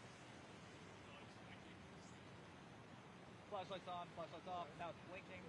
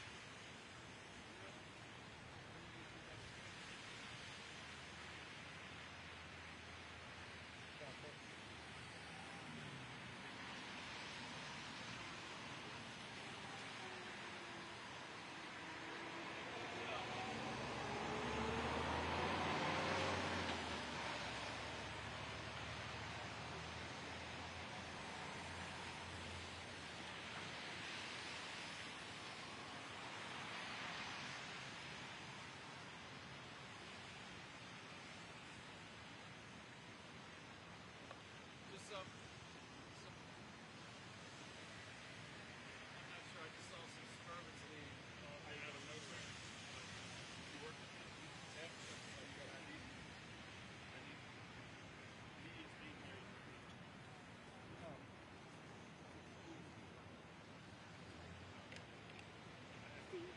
So I'm not that.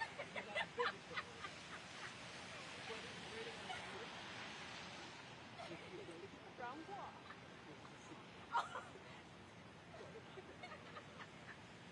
That is so funny.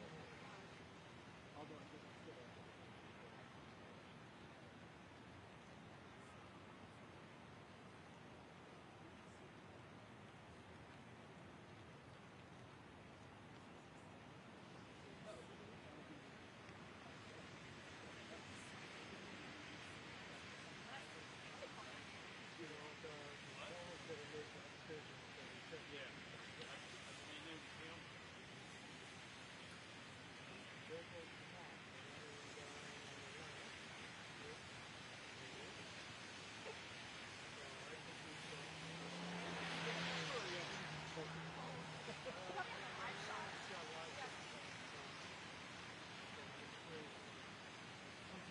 More correspondence we can review. No, I know. Imagine if you could just.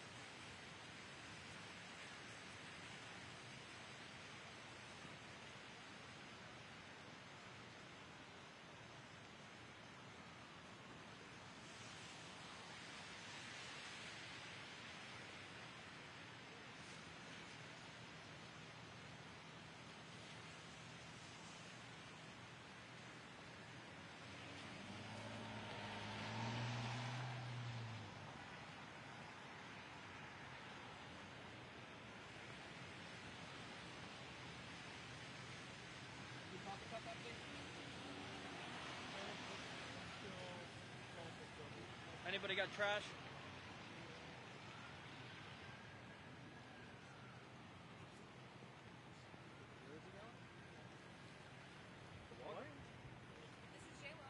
Waldorf Total Landscape.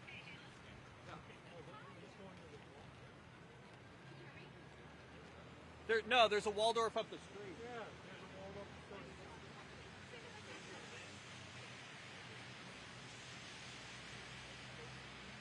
So the one up the story is the old trunk.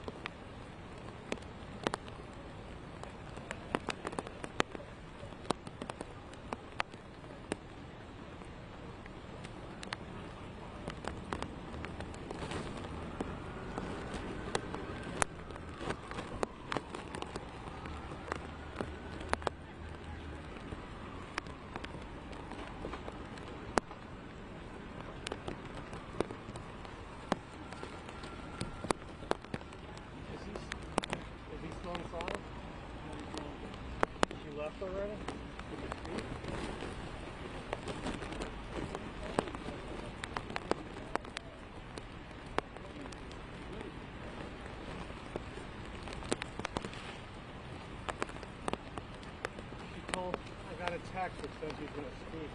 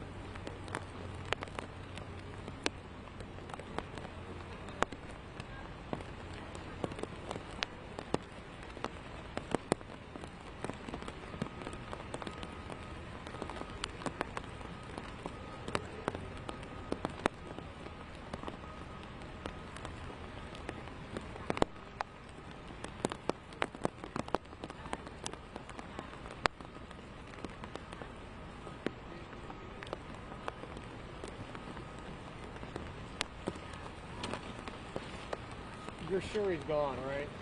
Yeah. All right, man. Thanks. I hope you know you're always my hero. Yeah, he's been gone for a while. But you know, I'll be gone shortly myself. You need to set up and come back. You doing a live hit? I got a live one. Yeah. I'll be gone. All right, thanks.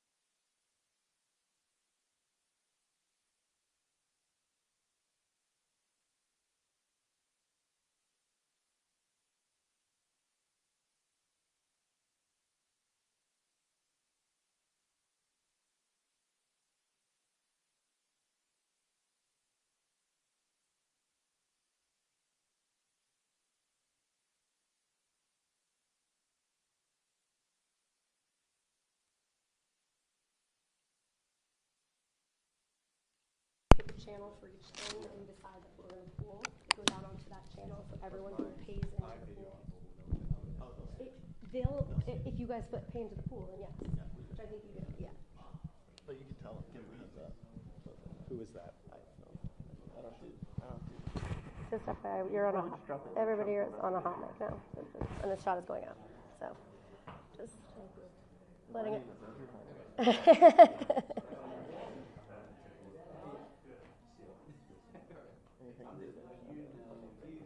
Okay, that sounds good.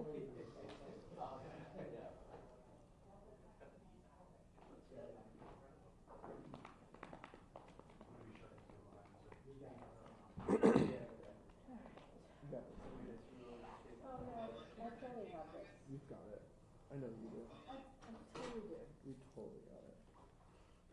I'm just, I shot football the other day, so it's like I had to change folders over. Focusing more. You change the focusing more.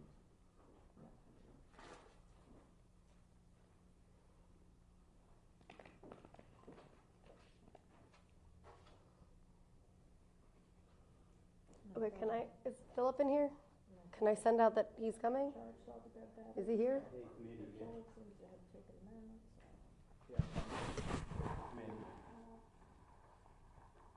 Yeah, and how the camera gets to put on the power source, and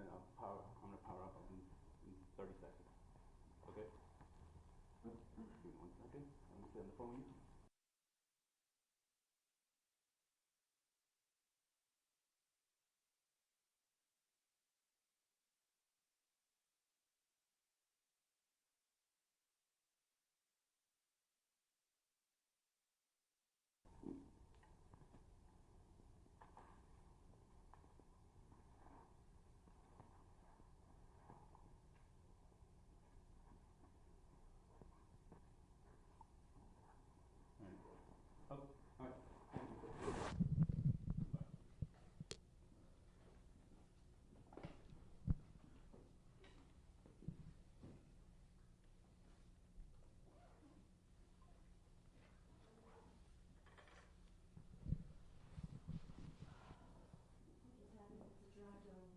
Exactly. That's not right. Yeah.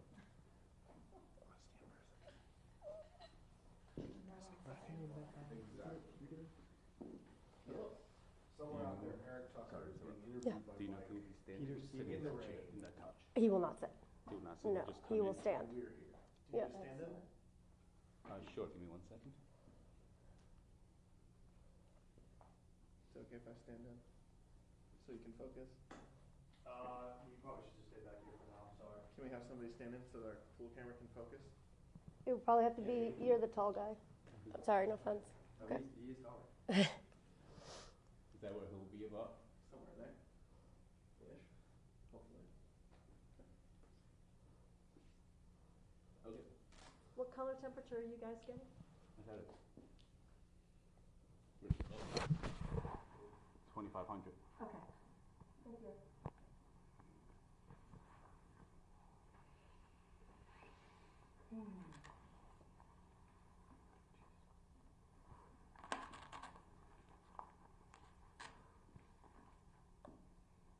There's going to be a pool feed. They're like, can you write us a feed?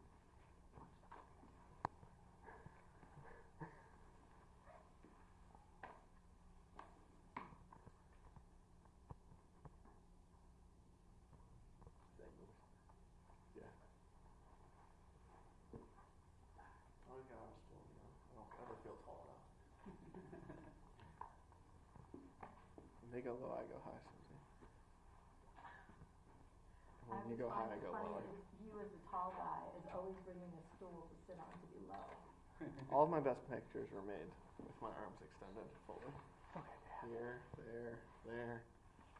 It's never made in this space. It's always in this space. Shouldn't you just move your seat so you can be in that space then? I can. People love to put velvet ropes around me for some reason. And that extra 3 feet really changed. What does a velvet rope do to you? I don't know. I've never liked me though. Just damn ropes. Freddie always wants to tell me what to do.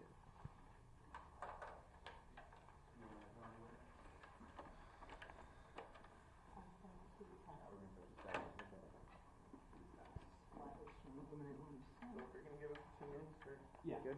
Yeah, as soon as I get it, I'll give you a 5-minute warning when we're going. Perfect. Thank you. Let me just see.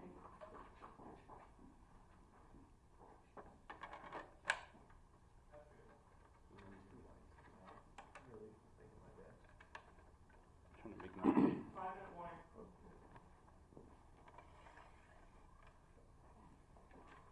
Then I can report that we're here. 11:41 a.m. arrival.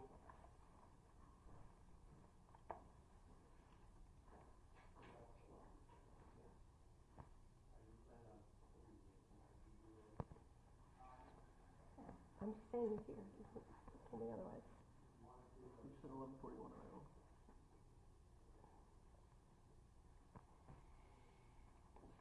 I'm saying he's arriving here. But I'm saying this location is what I'm saying. You mind if I use him for a little bit? Oh, yeah, that's fine. Once you start talking, I'm going to shoot the first minute, and then I'm going to go back and stand off. That's cool. Okay. You mind doing my check, Kristen? Mic check, mic check. 1, 2, 3, 4, 5, 6, 7, 8, 9, 10.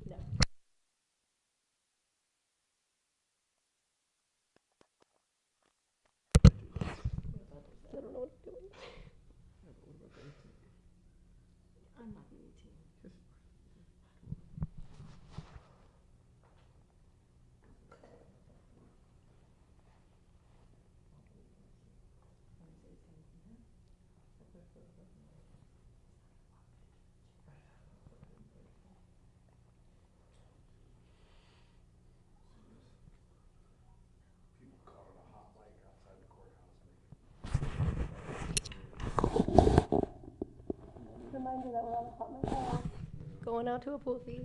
So.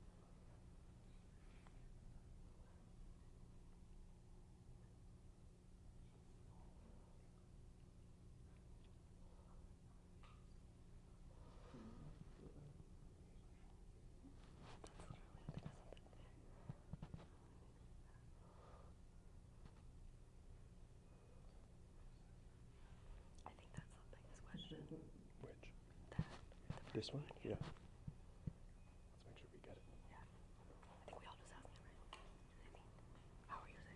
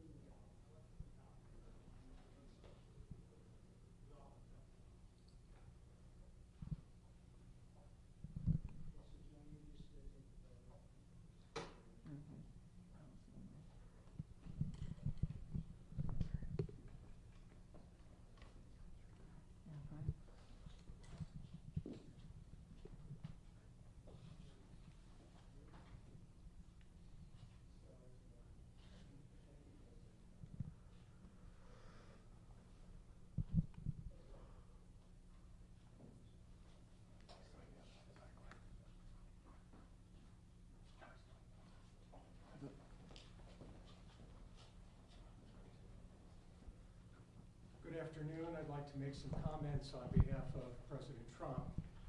First of all, this was a momentous day. This is the first time in our nation's history that a sitting president has decided to prosecute his major opponent who's leading in all the polls in the country.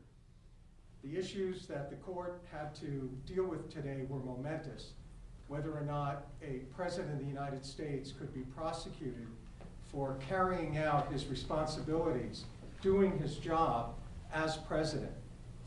We can't have a country where every 4 years there's a cycle of political recrimination, where one administration attacks a prior administration, when in fact that candidate is leading in the polls and will be the next president of the United States. As our legal team, as our appellate team made clear, that would be a disaster for our country. That would be a direct attack on democracy, and that cannot happen. What was very significant today, and I'm sure you all caught it, is the special counsel conceded that if it was President Obama who was being prosecuted for a drone strike, then they'd have to consider immunity. But when it's not, when it's President Trump, then they're taking the position that there's no immunity for presidential acts that were required when a president is carrying out his job responsibilities. If we adopt what the special counsel wants, if we adopt what President Biden wants, then we open the Pandora's box to political prosecution after political prosecution after political prosecution. In fact, Joe Biden could be prosecuted for trying to stop this man from becoming the next president of the United States. We don't need political prosecutions, we need political process. I'd like to introduce President Trump. Well, I want to thank you all, and we had I thought, very momentous day in terms of what was learned and what they've conceded. They conceded two major points that were right in doing it. I don't think they had much of a choice, but they're very, very big, very powerful points. And I think we're doing very well. I think it's very unfair when a political opponent, is prosecuted by the DOJ, by Biden's DOJ. So they're losing in every poll. They're losing in almost every demographic. Numbers came out today that are really very mind-boggling if you happen to be Joe Biden. And I think they feel this is the way they're going to try and win. And that's not the way it goes. That'll be bedlam in the country. It's a very bad thing. It's a very bad precedent. As we said, it's the opening of a Pandora's box, and that's a very sad thing that's happened with this whole situation. When they talk about threat to democracy, that's your real threat to democracy. And I feel that as a president, you have to have immunity. Very simple. And if you don't, as an example, if this case were lost on immunity, and I did nothing wrong, absolutely nothing wrong. I'm working for the country, and I worked on very hard on voter fraud, because we have to have free elections. We have to have strong voters. We have to have free elections. Those two things almost above all. And we found tremendous voter fraud. We have a list of it. We have some findings if you want it. The press doesn't like reporting it, but we found tremendous voter fraud, determinative voter fraud. But we worked on that. That's what I was doing. And they were talking about after. Well, nothing has to do with after I left. It was during the time. And that was what they really focused on today during the appeal. And they concede that, and everybody concedes that. And if it's during the time, you have absolute immunity. So we'll see how it all works out. We have a great argument. We have an argument with, they conceded two major points today. In fact, I think it's probably a concession to have to ask the lawyers, Todd, if you'd like to talk about it. But they conceded 2 points that I think were, by normal standards, if it weren't me, that would be the end of this case. But sometimes they look at me differently than they look upon others, and that's very bad for our country. You had a very big event yesterday, as you saw, in Georgia, where the district attorney is totally compromised. The case has to be dropped. They went after, I guess, 18 or 20 people. They wanted to go after a lot of other people. They wanted to go after senators. she was out of her mind. Now it turns out that that case is totally compromised. In fact, they say she's in far more criminal liability than any of the people she's looking at. So I think that when you look at what happened, where they pay a lawyer with absolutely no experience $700,000 who happens to be her lover or her boyfriend, and then they go on trips and vacations together, very expensive vacations together. And the reason they paid him so much because he was after me, because this way they can afford to pay him a lot more. It probably passes a certain test. And that's a very sad thing that happened in Georgia, and I would imagine that case is going to be dropped. Every legal analyst that I've spoken to, every legal analyst that I've read have said that case is so compromised now it has to be dropped. Very good people were very badly hurt by that case. It's a shame. Very good people. People did nothing wrong. They did nothing different than what Democrats have been doing for years and years and years, whether it's slates or anything else that you're talking about. But they were very hurt, and it turns out that she profited tremendously in that case. It's illegal. What she did is illegal. So we'll let the state handle that. But what a sad situation it is. I want to thank everybody for the fairness. We've been covered very fairly. Most people agree that we're entitled as a president to immunity. If you didn't have immunity, as an example, Joe Biden with the prosecutor, we're not going to give you $1 billion unless you get rid of the prosecutor that's after the company or his son or whoever it is they're after. But he wanted that prosecutor gone, and he's on tape saying it. Or you could say the horrible job he's done at the border where our country is being destroyed, or the horrible situation that took place. The lowest moment, I think, in the history of our country was Afghanistan, the way we withdrew. Not that we withdrew, but the way we withdrew. With shame, we surrendered. People killed, 13 great soldiers killed, many unbelievably, horrifically hurt, wounded, hurt. And hundreds of people died on both sides. Hundreds of people died. He could be prosecuted for that. So you can't have a president without immunity. You have to have, as a president, you have to be able to do your job. But if this didn't work out, if I wasn't given immunity, then other presidents, when we talked about today, President Obama with the drone strikes, which were very bad. They were mistakes, terrible mistakes. You really can't put a president in that position. So I think most people understand it, and we feel very confident that eventually, hopefully at this level, but eventually we win. A president has to have immunity. And the other thing is I did nothing wrong. We did nothing wrong. The investigation of the election, which was a rigged election, everybody knows it. And just if you just look at, they didn't use state legislatures, and they didn't, they went to the FBI, and you look at FBI and Twitter, the Twitter files with the FBI, all of the horrible things, FISA, the FISA court, the signed documents, the lying to Congress, and the stuffing of the ballot boxes, all on tape. Stuffing of ballot boxes, all on tape. Government tape. And most of the information, as you know, we'll give you some of the findings that just came out, but all of that information, as you know, was gotten from mostly government sources, government tapes, government files, and government stats. So it's very sad when something like that happens. You know, you wouldn't have inflation, but much more importantly, you wouldn't have had the Ukraine situation with Russia. You wouldn't have had the attack on Israel. You'd have a much different economy right now. You'd have a great economy, and we would be respected all over the world the way we were just 3 years ago. So I want to thank everybody very much, and we think we had a very good day today. And the concession of these two major points was pretty amazing, and honestly, I'm very glad they did it. I think they did the right thing. Thank you very much. Mr. President, you just used the word bedlam. Will you tell your supporters now, no matter what, no violence?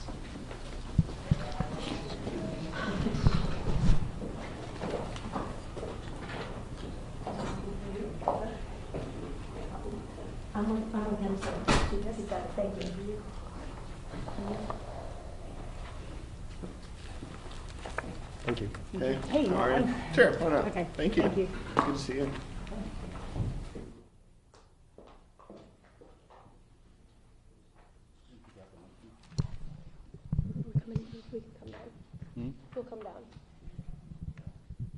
done. We're good. Yeah, we're good.